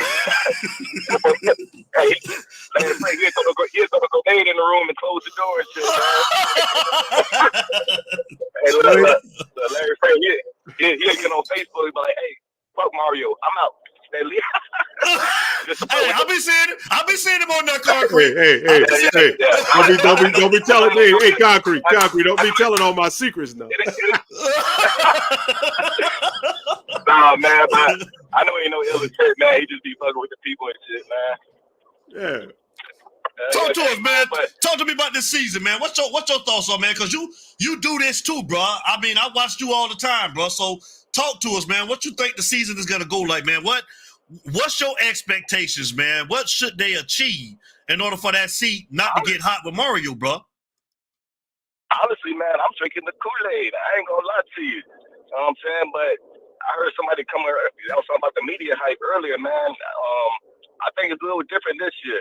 All right, mainly because the schedule and the roster that we got. All right, but we got a lot of depth on the roster, so that's the big difference from the previous years as well. You know what I'm saying? That D line is looking fire. Okay, and that D line is going to compensate. I know y'all talked about the DBs earlier. They're going to compensate those DBs, which is a big reason why the Legion of Boom in Seattle was so successful, because they front seven was just tearing shit up. Right. You know what I'm saying? They was able to play zone defense and the ball would automatically come to them. You know what I'm saying? So I think the biggest thing is the hype.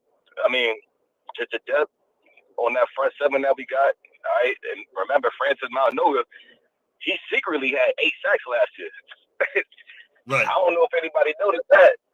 So that's why he's a dog. The linebacker's a dog. The DN's a dog. Remember your boy Mexico, he's coming back. He's a dog. Yes. So, but the DBs as well, man. I think they quietly good as well. Okay, because you got your boy Brown. He was forced to play last year. You know what I'm saying? And honestly, I don't think Mario liked playing freshmen.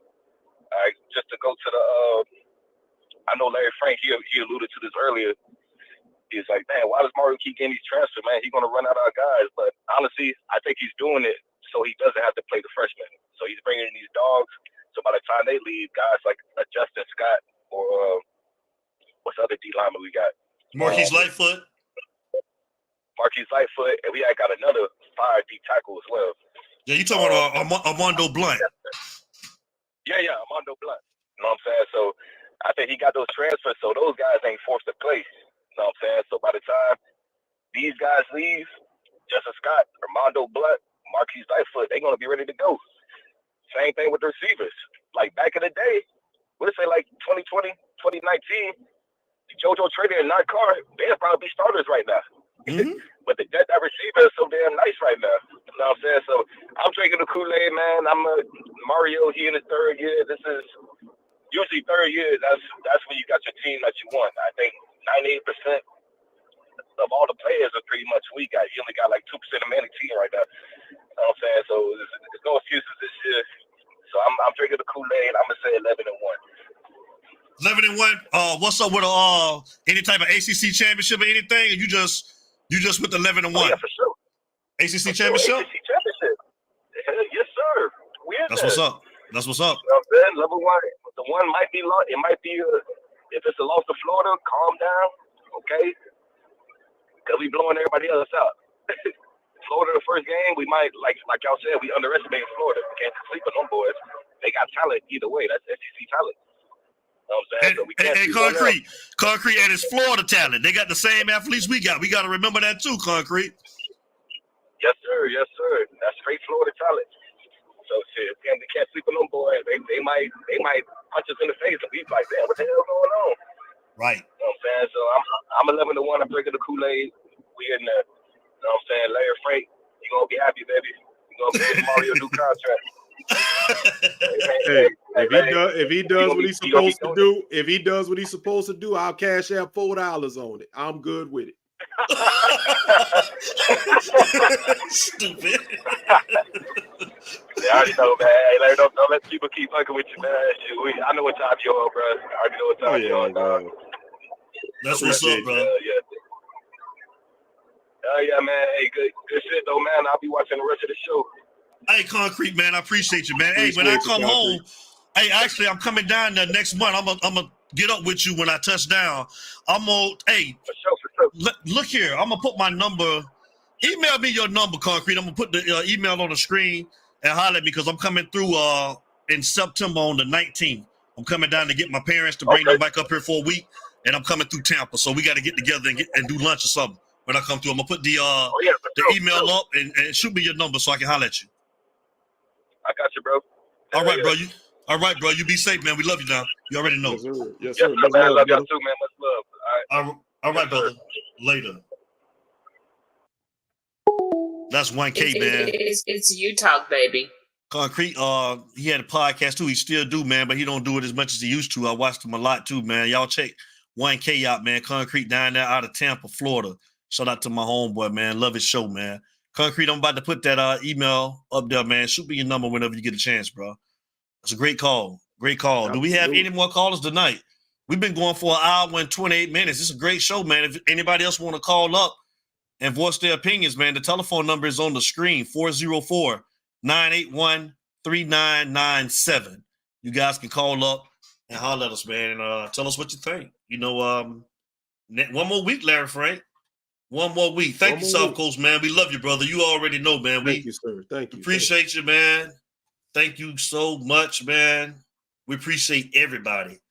And yeah, we coming back next Friday. Start next week, y'all. We're going back to 2 shows a week. So we're gonna have the hype show on Friday nights, and then we're gonna come back with the recap show. And Larry Frank actually gave me a little surprise, man. We got a surprise for you guys too. That Larry Frank gonna give y'all a little extra something too, man. So I'm gonna keep on talking to him and make him do it, man. I was talking to him in the back room before the show started, so got a little surprise for y'all for my boy Larry Frank Jr., man. So I'm gonna keep on pushing him to do what we been talking about in the back room. So y'all get ready. I ain't gonna announce it yet, man. So I gotta make him say yes first before I start putting it out. So it's gonna be a treat. You guys gonna love it, man. Definitely from our very own Mr. Larry Frank Jr. So what you say, Concrete? I swear, y'all not going. No, swear, we ain't gonna be able to go to the game. We were gonna go. Actually, we may not even be able to catch a game this year, man. We got a lot of stuff that's going on, and the games that we wanted to actually go to. We got stuff going The on. Bash, it's the Bash. It's gonna be. We wanted to go to the Duke game. We wanted to do the Florida State game, but I'm gonna actually be somewhere out of town with Frank that weekend of the Florida State game. So it's a lot of stuff that's going on where we ain't gonna even be able to catch a game this year, bro. And we wanted to, bro. Yeah, not this year, bro. But swerve, man. If you can come to Atlanta, brother, come to the Bash, November the 8th. We're gonna be here in the city, man, in the ATL, man. Y'all come up here and holler at your boys, man. And for those of y'all that are gonna come to the Bash, I want to remind y'all, we are gonna have a sports bar where we will be watching. Appreciate you, Cole. We're gonna be at a sports bar having a watch party for the Georgia Tech game. We, as I said before, we was out there a couple of years ago, and it was cold. It was cold and traffic and all of that. So we know a lot of people. Yes. They may come to the Bash. They don't necessarily go to the game. They may watch the game in their room or at their relative's house, wherever they stand. So this time around, we decided, you know what? We're going to bring something, put something together where everybody can come together. We can eat some food. We can cheer. We can fuss. We can cuss together. And we can do it only Utah, just the way Utah does. So that information will get put out a little bit later. But make sure if y'all in the A, man, check us out where y'all can be at this watch party. Most definitely, most definitely. And yeah, I don't think we got any more calls tonight, man. So we're gonna get ready to wrap it up tonight. We will be back definitely next Friday, if it's the Lord's will, for us to reunite again next Friday night at 8 p.m. for the Heights show. Miami versus Florida is going down Saturday at 3:30 p.m. ABC. Oh man, look who's in the building. Look who's in the building, man. Coach Hayes is in the building. Let's give our coach, our guy, man. Shout out to Coach Hayes.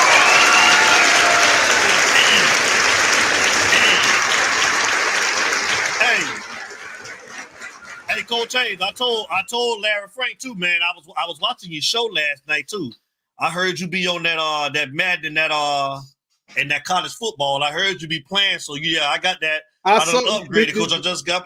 Did you see the show where him and Streeter was playing each other? No, I didn't see it because Streeter played too? They had a live where Coach Hayes and Streeter were playing each other, man, and Coach was giving Streeter the business. See, I ain't playing until I get back right, Coach, man. I gotta get back right. I ain't played in about a year, so I just bought the games. This week I got the 25 Madden, I got the 25 college. So I got told Larry Frank I gotta get right first before I get out there. But Coach, I'm gonna want my issue in a little while, man, because me and Frank gonna go at it too. Yeah. I told Frank to give me about 2 weeks. I gotta get right. Look at Coach. Look, Coach. Hey, we gonna play, Coach. I gotta get your screen there and everything. He say beat Screen to 78-6. Damn. I don't remember the exact score, but let me tell you something. Boy, let me tell you something. He was beating him like the police on Rodney King in 1991. Boy, it was ugly. Damn. I was like, damn, Streeter, you got too much respect in this game. Put the stick down, Streeter. Stop it. Hey, hold on. Who what they was playing, Madden, or they was playing the college? They was playing NCAA. Who had who? Who Coach Hayes was playing with? I don't remember. Coach, who was playing with? It was like a week or 2 weeks ago, but it was Miami versus Miami. They both had Miami. Oh, both of them had Miami? Yeah. Oh, okay. Hey, Coach Hayes, I'm going to get SMU. I'm going to go get my boy cut the check, like Cuban Kane say. I'm going to get my boy cut the check, man. I'm going to get wrecked.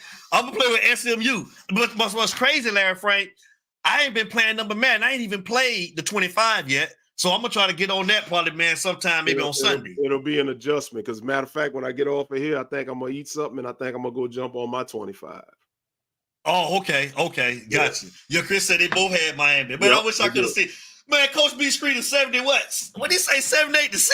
It was ugly, Frank. I don't remember the score, but it was, man, let me tell you something. It should have been the police should have been called, man. Coach Hayes beat the piss out of Streeter, dude. I mean, draws, let me tell you something, pants, shirt, draws, just pissy. Beat the piss out of him. Oh, no, man. It was that ugly, Frank. Man. It was bad. Coach, what you got? You on Xbox or you on PlayStation? Oh, Cuban Kane went and got Duke, huh? Yeah, I'm on that PS5. Yeah. Bet. Okay. Bet. Hey, listen, Larry Frank gonna have to get one. Yeah, I'm gonna wait. I ain't taking no unnecessary ad whippers until I learn how to play again, man. So I gotta. See, I'm the only one on get the it. Xbox. That's the thing. And you can cross play. I just don't know how to add people because I tried to add Will because he's got the PlayStation, and I don't know how to add him from They go coach right there. Whatchamacallit. Hey, let's welcome, man, our guy, man, the one and only Coach Kyle Haynes is in the building. Coach Haynes is in the building. What's up, my guy?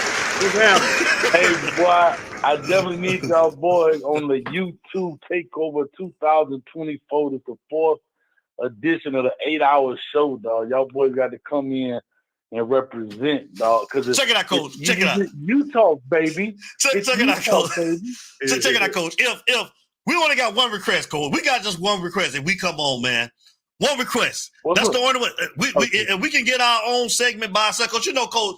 You know, a lot of these guys, man, we don't agree with them, Coach. We don't agree with. I just got to keep it real, Coach. We want our own segment, Coach, and I love you to death. And I gotta add Screeder. But I gotta add something real quick, Coach. And I gotta paraphrase it. I gotta take one of your words right here, Coach. I'm gonna take one of your phrases.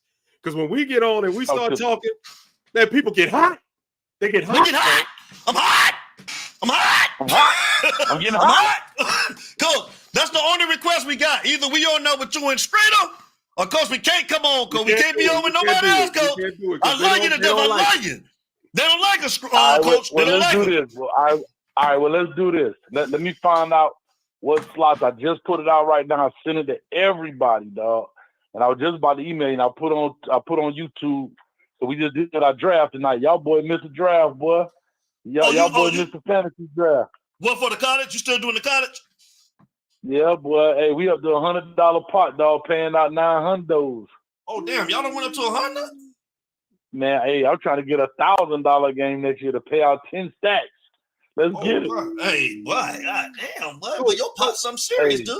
We're trying to see if people can put, hey, man, put a down payment on the car, dog. Coach, when is pickup truck expensive as hell.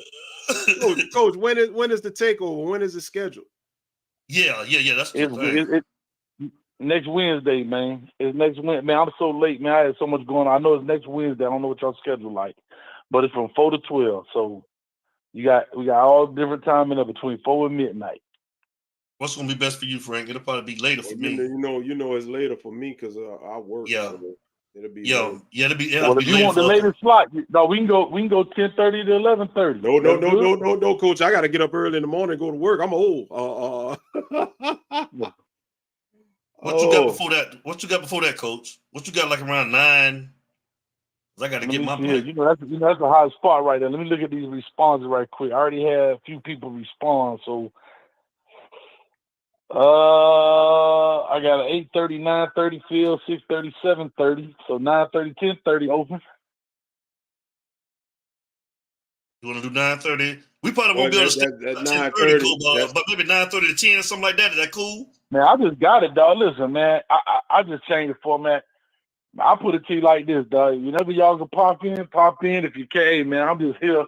We just want to celebrate these boys, man, for what they did this year 3. We finna go into the swamp. We finna drain the swamp. And we finna make this thing happen, dog. You know what? And I'm glad you called because I was listening to the show last night. And you almost made me spill my tea on me, man, because I recall Coach Hayes saying he don't give predictions. And I heard you gave a prediction. I heard you gave a record prediction. You said that you don't give predictions. You said you don't give record predictions. And I heard you give some predictions last night when you was on the phone with Blaze. I heard you. First record. Hold on. Give me 1 second. Hold on, Coach. Hold on. I want to hear that. Hold on, Coach. Hold on. Come on, buddy.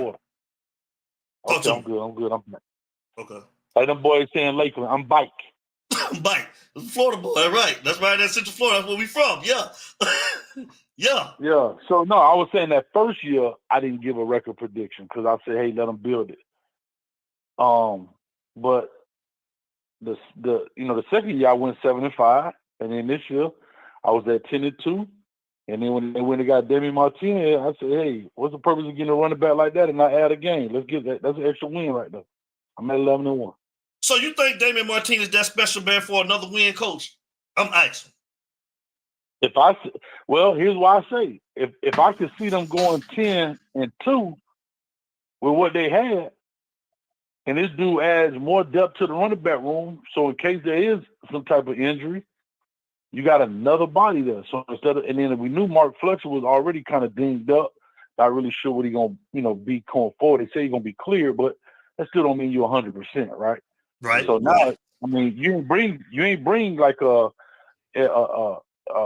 AJ Allen or even like a Henry Parrish type dude. You brought a top running back in. So let's do it. Okay. Who do you got? Let me ask you this. You say 10-2. Who do you got the 2 losses coming against? We got the great Coach Hayes on U-Talk, man. So, when we get him on, we got to always pick his brain, man. So you say 10-2. Who do you got the 2 losses coming against? So I didn't necessarily pick exactly who, but I did say it would be between Florida, Florida State, and Louisville. Yeah. And only thing I was saying, dog, I'm only asking you to win 2 of the 3. I mean, I'm asking you to win 1 of the 3. Mm-hmm. I don't think that's all it is. I'm asking you to win 33% of them games. We'll just win 1 of them 3 right there. That's all I'm asking. Well, now that you win the goddamn, now I'm asking you to win 2 of the 3, dog. That's only 66%. So I don't think that's too much to ask, dog. So that's just how I look at it. My thing is this: we got the talent, we got the people that came in, we got the culture, we gutted the locker room, we sanitized the locker room, got rid of the quote unquote bad apples. Say it. So no, we got the easiest schedule in college football.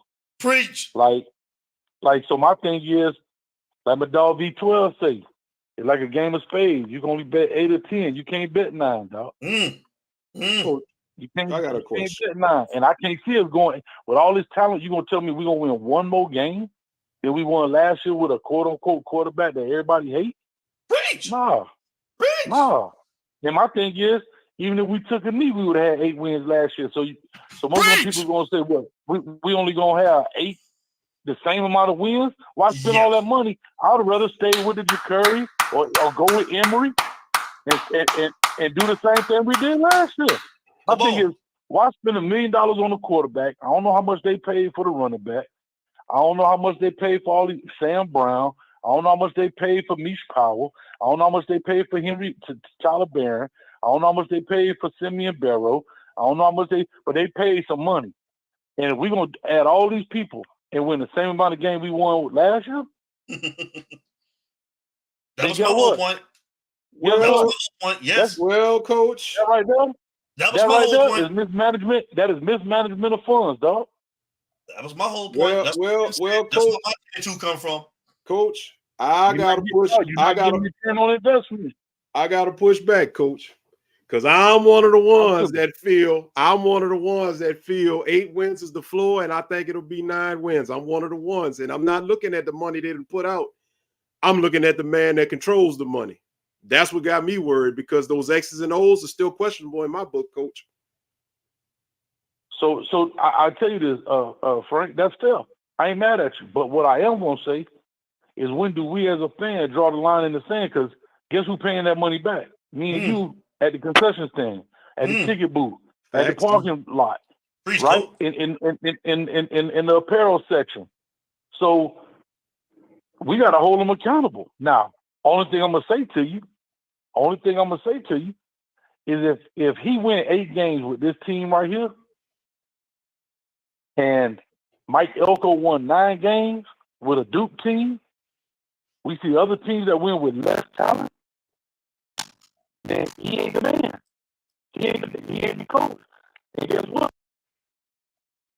He ain't going to get fired. It costs too much to fire him. He only going into year 3 of a 10-year contract at 80 million. So we're going to sit here and suffer for another, by the time that contract get down, maybe until you get to year 6 of the contract. I ain't a pain freak, dog. I go be a UCF fan. Fuck that. I go be a UCF fan, dog. I'm being honest. And then when he leaves, I'll be back. So only thing I'm saying as a fan base, We got to hold our guys accountable, dog. Like, here's my thing. I know this sounds crazy, and I always bring this up. Ryan Day has the #1 ranked team in the nation, and he on the hot seat. Yes. Come on. How that sound, dog? Yep. And I'm not saying Miami is Ohio State, but we're saying, dog, this man won. Bro, the man lost 8 games in 6 years, 7 years, dog. We lost 7 games in 1 year. It's you talk, baby. Yes, sir. So the only thing I'm saying, being frank, is what? You came here, you made demands. You wanted $80 million. Yep. You wanted them to put 100 in the facilities. Thank you. You wanted to grow the program.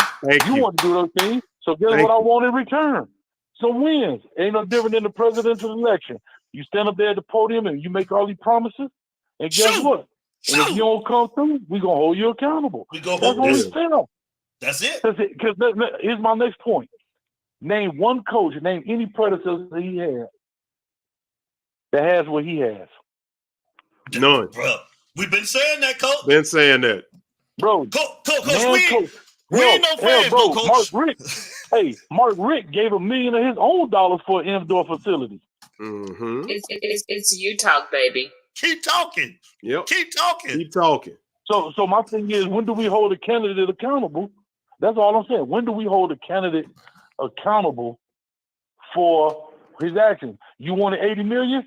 We paid you, no pushback. You want new facilities? Here go $100 million, no pushback. You want a private jet to fly to Lakeland? Up in the way. You want to gut the program? Here you go.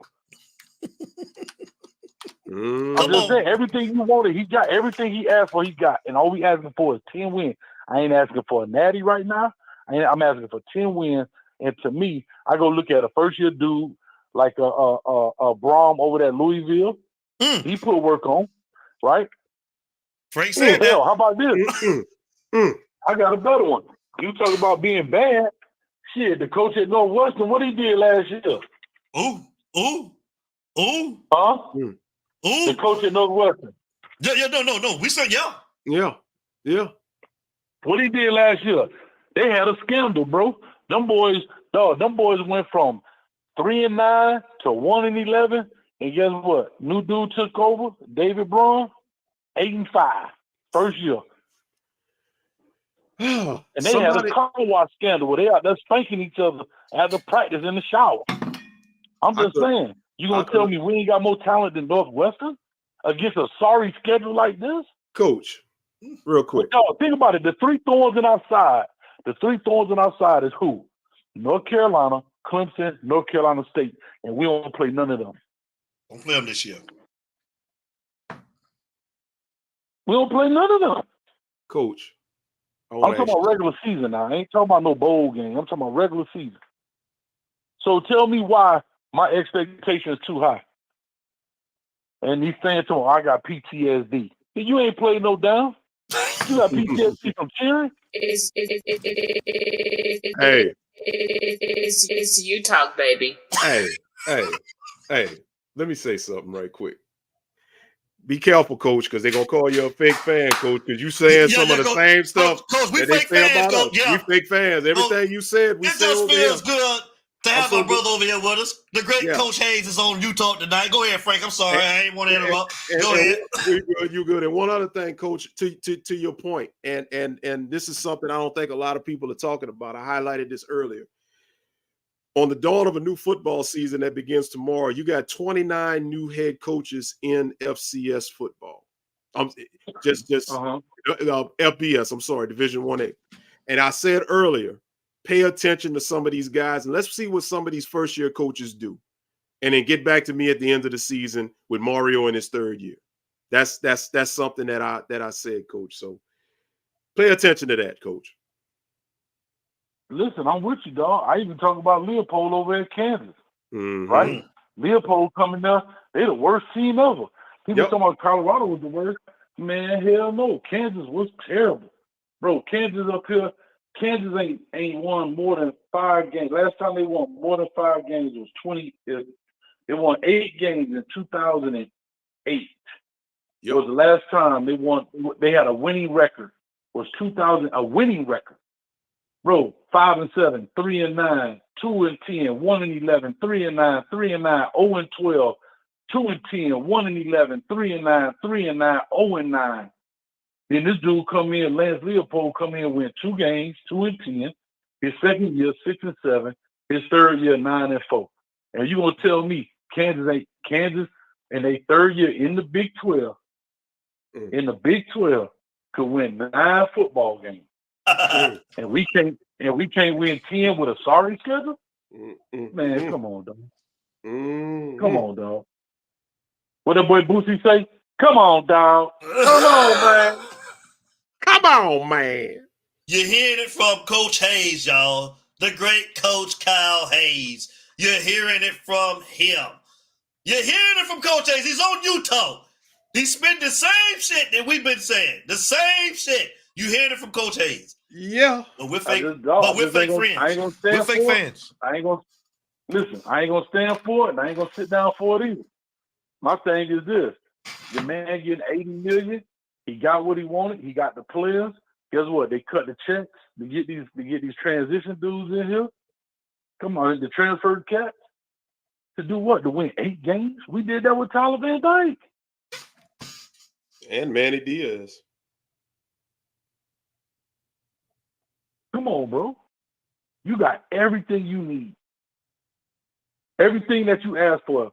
The Miami admin checked the box for you, bro. Name one thing he didn't get except a stadium.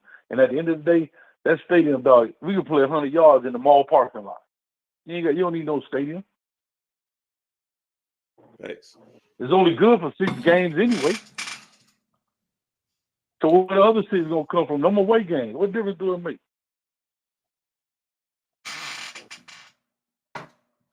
He's on with you talk, y'all. We just sit back. That's fire, hot fire. You're hearing it from the one and only. You're hearing it from just saying, dude. Hey, bro, listen. Bro, we with you. You know, like I say, we hate it, bro. So, hey, it just feels good. And we public enemy number 1 over here, bro. They done call us everything, talking about we buzz killing and we negative and we fake fans. And we get it all, coach. We Florida State, undercover Florida State fans. If I'm buzz killing because I want my team to win 10 games, then I'm a buzz killer. It's you talk, baby. Church. He preaching. He preaching. Wow. He preaching. I'm about to pull at least $2 out in cash app to the Coach Hayes billing fund right now. Damn right. No, I'm just saying. Right. I mean, tell me, bro, the players got brand new dorms. They got everything, dog. They got a training table now. Bro, like, there's not one coach that has what Mario has since they've been in Miami. Not one. Right. From a facility standpoint. Dog, and he get as many coaches as he want now. Come on, man. Come on, dog. You get unlimited coaches now. So you ain't stuck with just 10 coaches. You can get 100 coaches if you can pay for them. Dog, the moon stars and everything lined up perfectly, man. You got to take advantage of, dog. Eminem said it, dog. You got to take your chance to blow. Let's go. Now, next year, that's a different story. We get that when we get there. But this year, man, I don't want to hear nothing, boy. You better take that play sheet out the front of your pants and get the calling or something. You better be in that 12 at the end of the season. That's all I know. I'm just heard it. Like, come on, man. I don't know what else to say. Like, bro, at the end of the day, this is what it is. Yeah. And it starts next week.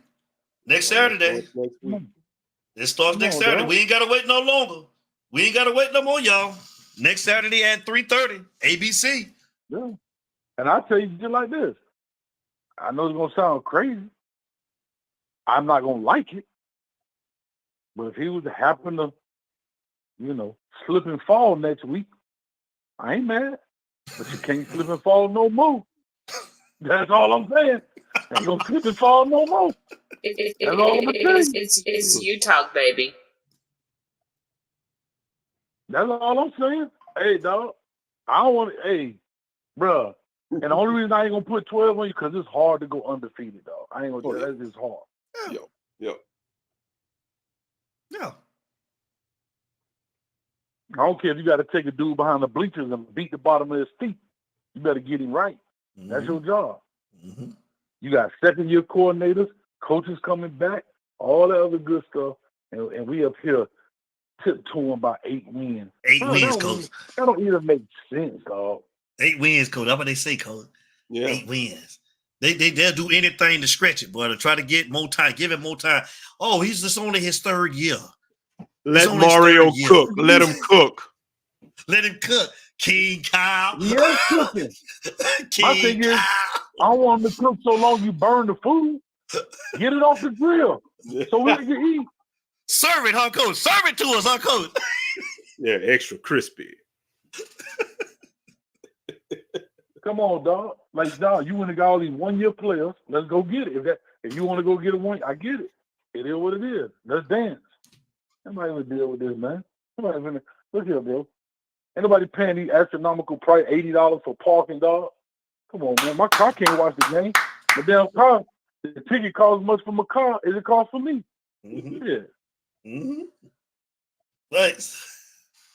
What you mean? What we bring your name up for? You want to let him cook? That's your favorite. That's your favorite slogan. Let Mario cook. Give him 3 years. Let him cook. Now he laughing. Look at him laugh. We talking to you, brother, Mr. King Kyle. I knew he was still in there too, Frank. I knew he was still in there. Hold up. Matter of fact, didn't King? I think King Kyle is the one that offered. I believe I may be wrong, but I think he the one offered to take me to Houston to eat when I came to the crib. And I don't forget that reservation. I appreciate that offer. But at some point, dog, you're going to want your food on the plate when we go to eat, right? Or you're going to still sit there. Man, just let the chef cook. Just let him cook. Just let him cook. Eventually, you're going to pack up and dip and go find another restaurant to eat at.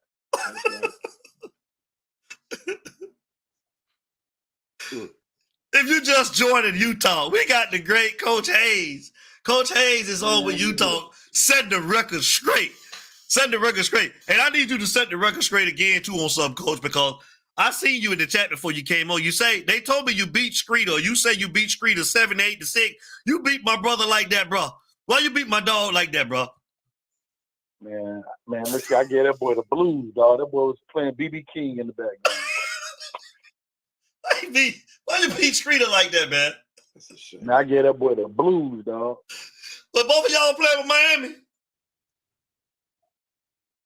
Yeah, then he played me with Colorado and some man. Look here. Nah, but to be honest with you, I beat him that one game like that. But Street up right now. He up like 4-3. I'm trash, dog. I just be talking. I'm trash. Hey, what's up with Cuban Kane? Because you say you beat Cuban Kane with Duke, didn't you? Ask Cuban Kane. He played me with Duke and I slaughtered him.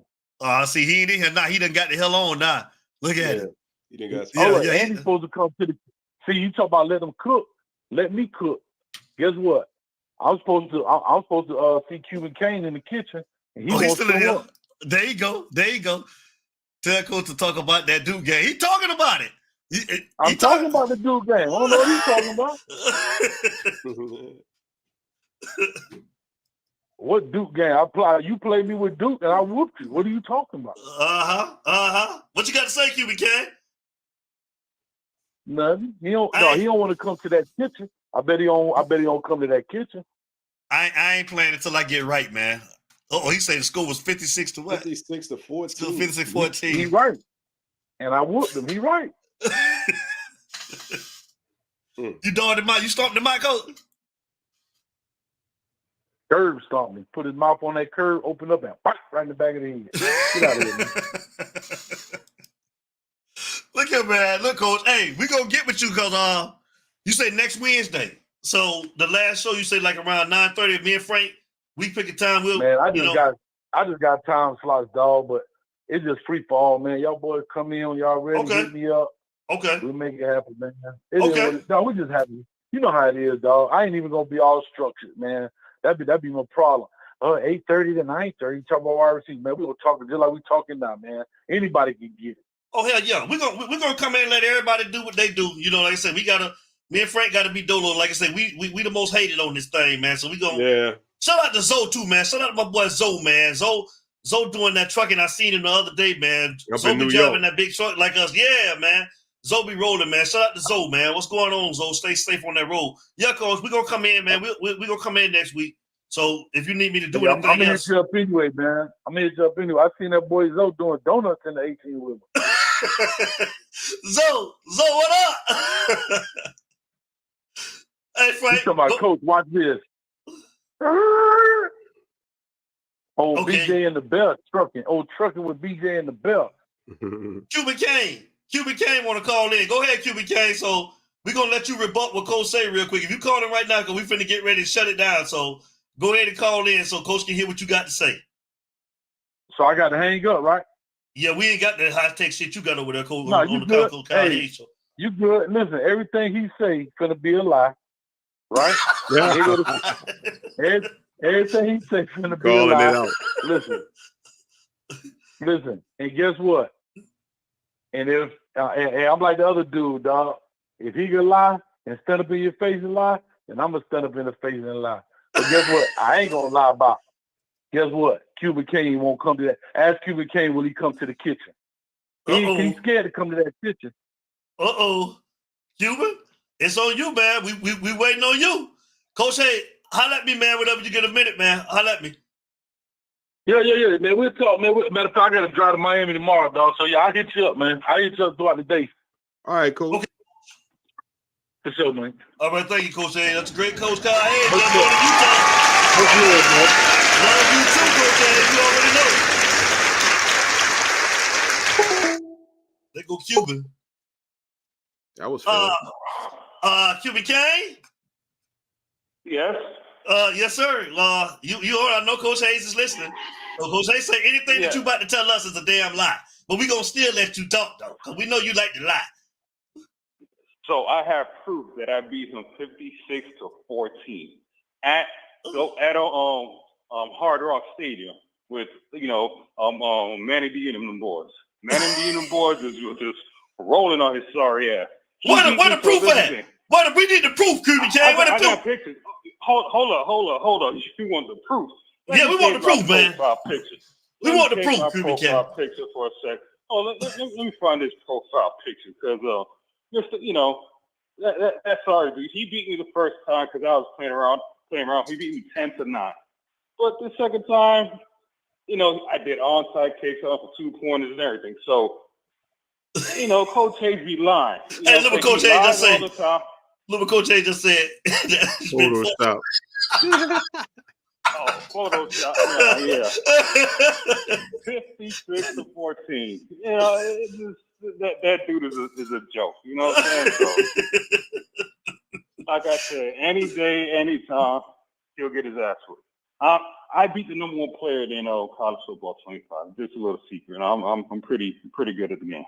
It's buggy, and I figured out the bugs. So okay, he can't beat you in that game now. You can't beat the game is buggy. There's one play that you literally cannot stop. So Coach say, excuse, I was playing around.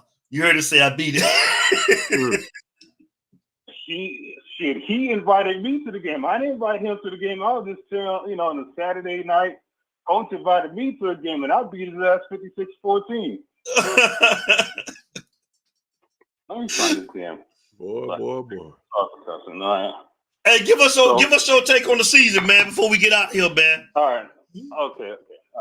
I don't want to hear none of this bullshit. So what's the goal? What was the purpose of getting all these portal players? I need an answer. What was the purpose? You said what was the purpose? Hello? Yeah. What was the purpose of getting? Yeah, what was the purpose of getting these portal players?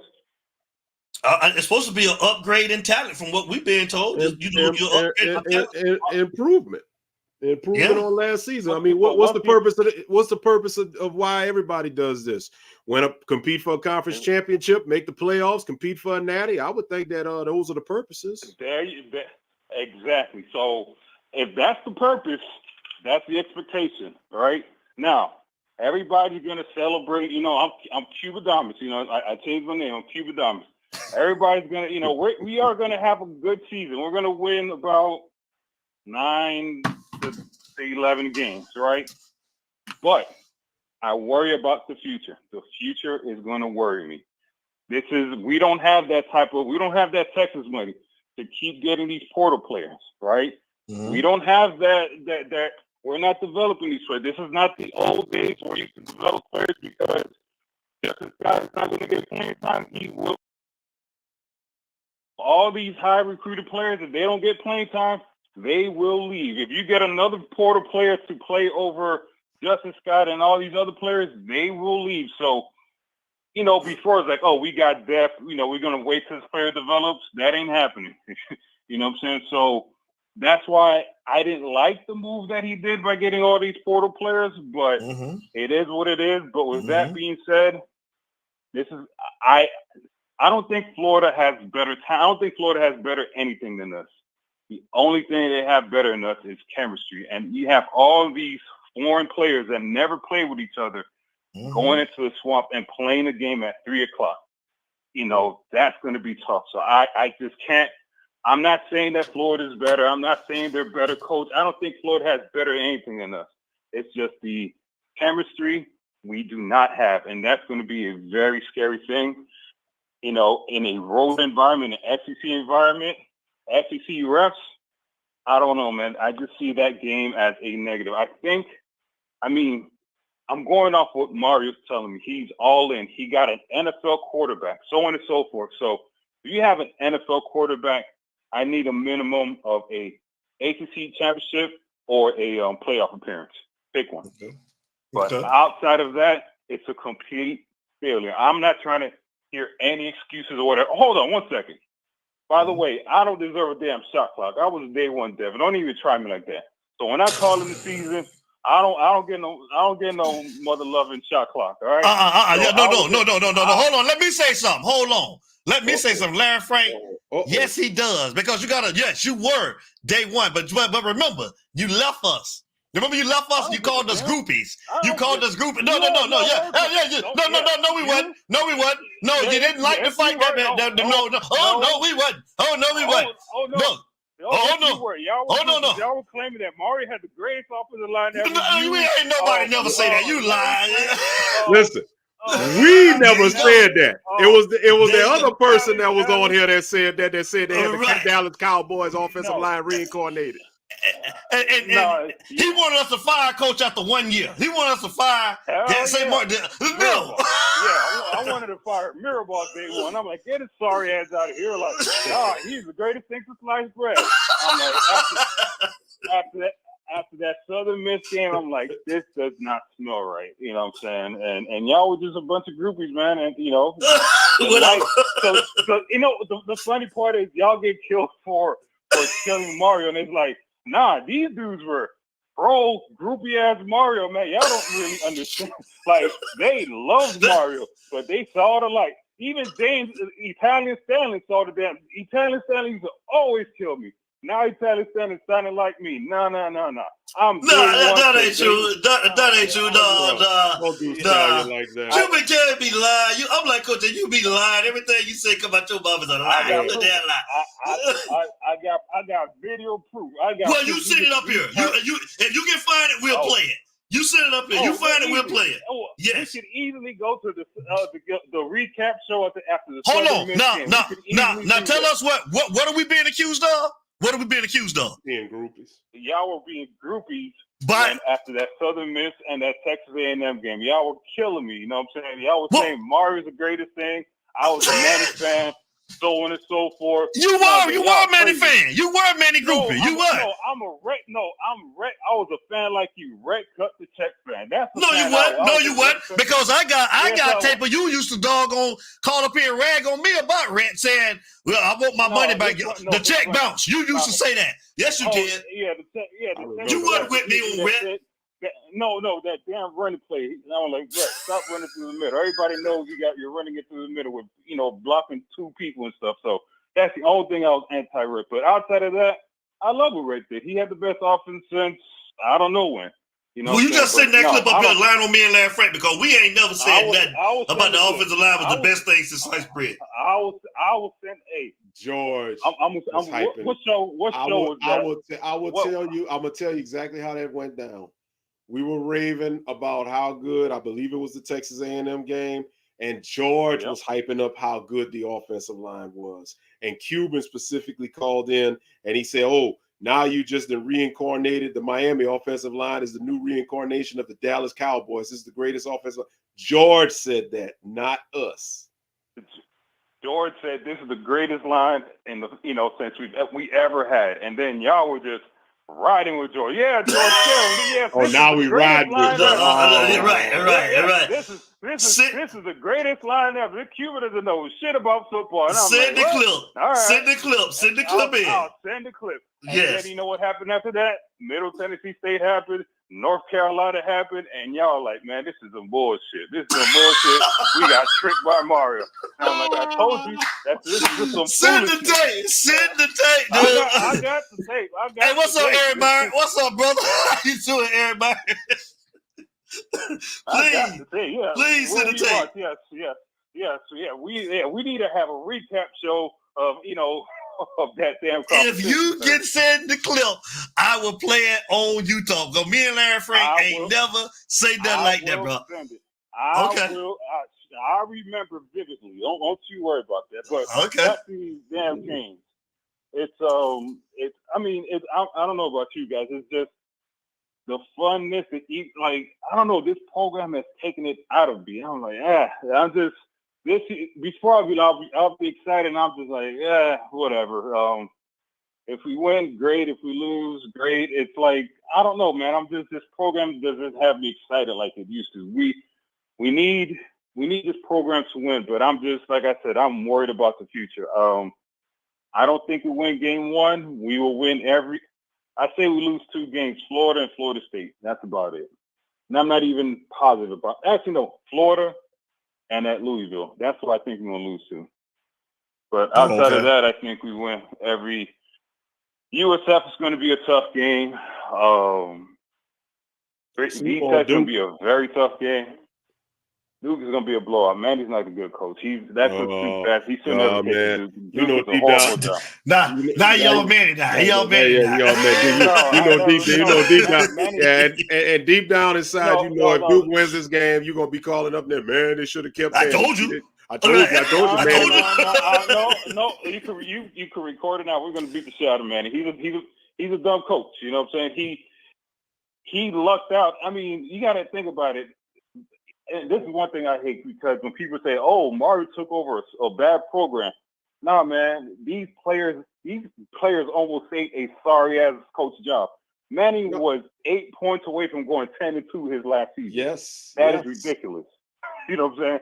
And the people for the fans to call those players scrubs and bad culture, I'm like, that point right there. These dudes have heart. They almost saved a fired coach's job. If he would have, stopped at 4th and 14 at Florida State, Manny will be the head coach right now. Because he would have won 7. He would have won 7 out of 7 games. You know what I'm saying? So I'm not pro coach. I don't like the coaches at all. I'm sorry. I don't care if Jimmy Johnson comes back and coach here, because one thing that I learned is, like, these coaches always have an eye for somebody for another program or the NFL. If Mario has a good season, I've said this before. If Mario has a good season, he has a possibility to lead this year. I'm calling it right now, because the media's gonna hype him. Everybody's gonna want him. Could Miami pay that money at the end of the year? That's another story for another topic. You know what I'm saying? Because we got to think about it. Let's say Mario goes to the playoffs and wins 1 game, and Florida has a bad season, and Ohio State has a bad season. You don't think Florida and Ohio State going to try to drop $15 million on Mario's door? I absolutely Miami agree. going to match that $15 million?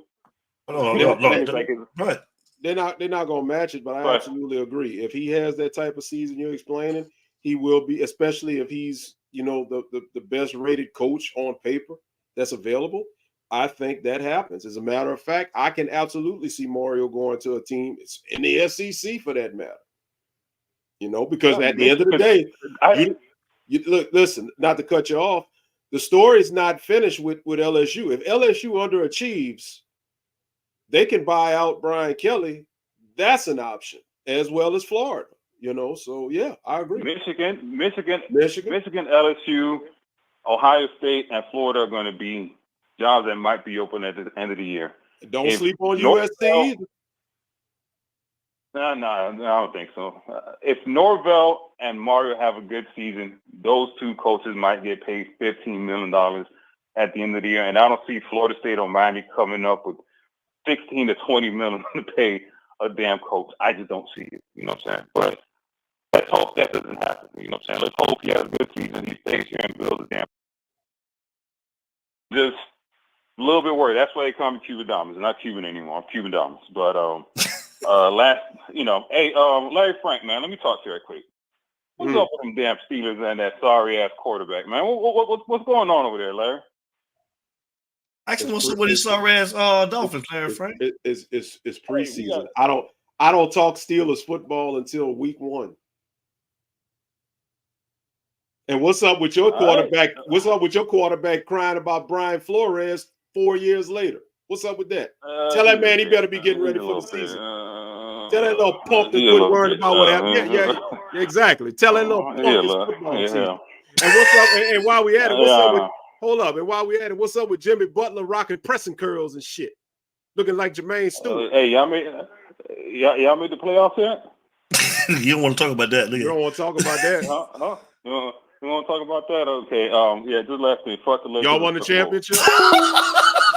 I knew that'd get him off there. It's you talk, baby. You're gonna ever try to get the hell off. Yeah, you gotta get off. Listen, man, it's been real, man. It's been a great show, man. We appreciate everybody, man. Big shout out to Coach Hayes for calling in, man. Setting the record straight. Like I say, it just feels good to hear from the national pundits and a well-respected guy like Coach Hayes, man, to call in, man, and say the same thing that we've been uttering for the last year and a half, 2 years, Larry Frank. No hate. We want Miami to succeed. We want Mario to succeed. We only got one more week before the journey starts, Larry Frank. Next Saturday at 3:30 p.m. on ABC, our Miami Hurricanes will be taking on the Florida Gators. We ain't got to wait no more, y'all. Larry Frank, give your departing words so we can get the hell on. It's been 2 hours and 16 minutes. Man. God's willing, bro. God's spare 7 days from now, man. We'll be doing a hype show, man. Our first hype show of the season. Yes, sir. Wow. It's coming. Yep.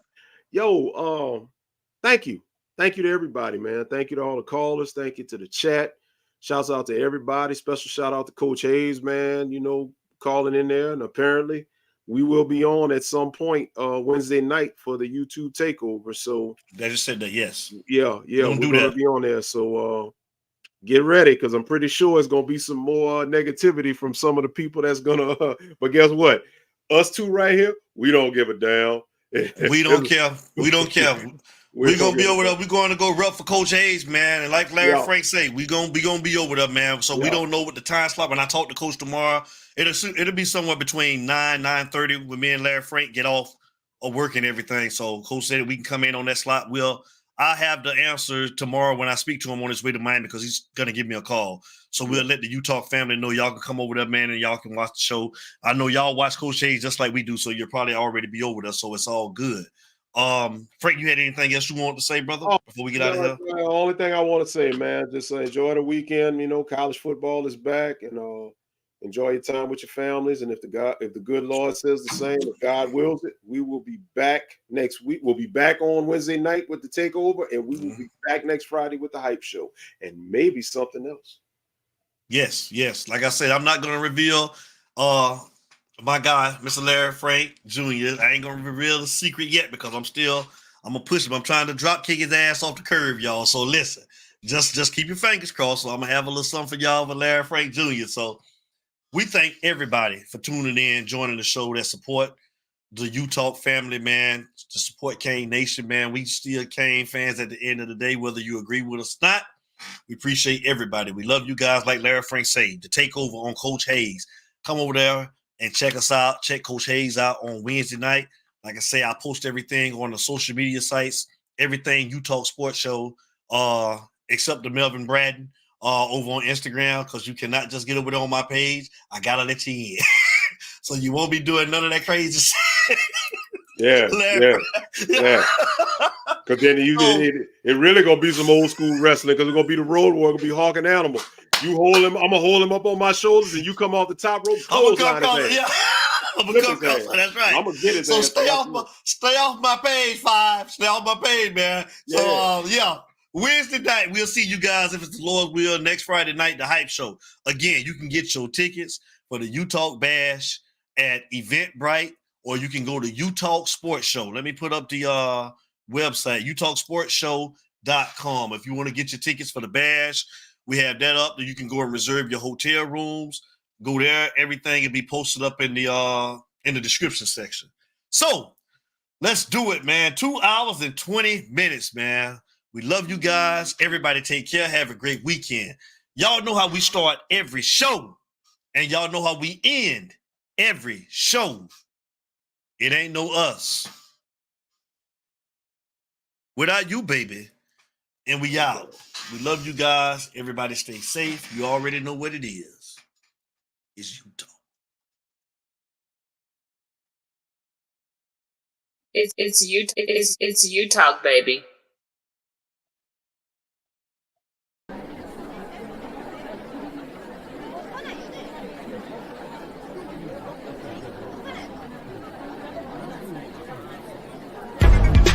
Right about now, It's U-Talk, baby.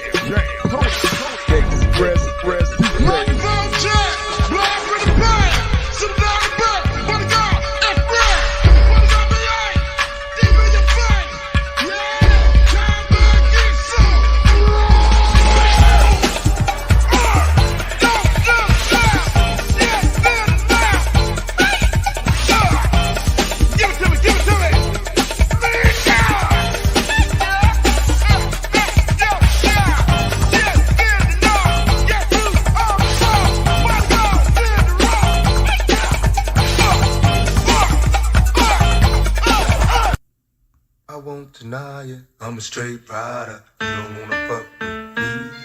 Got the police busting at me, but they can't do nothing to me. It's U-Talk, baby.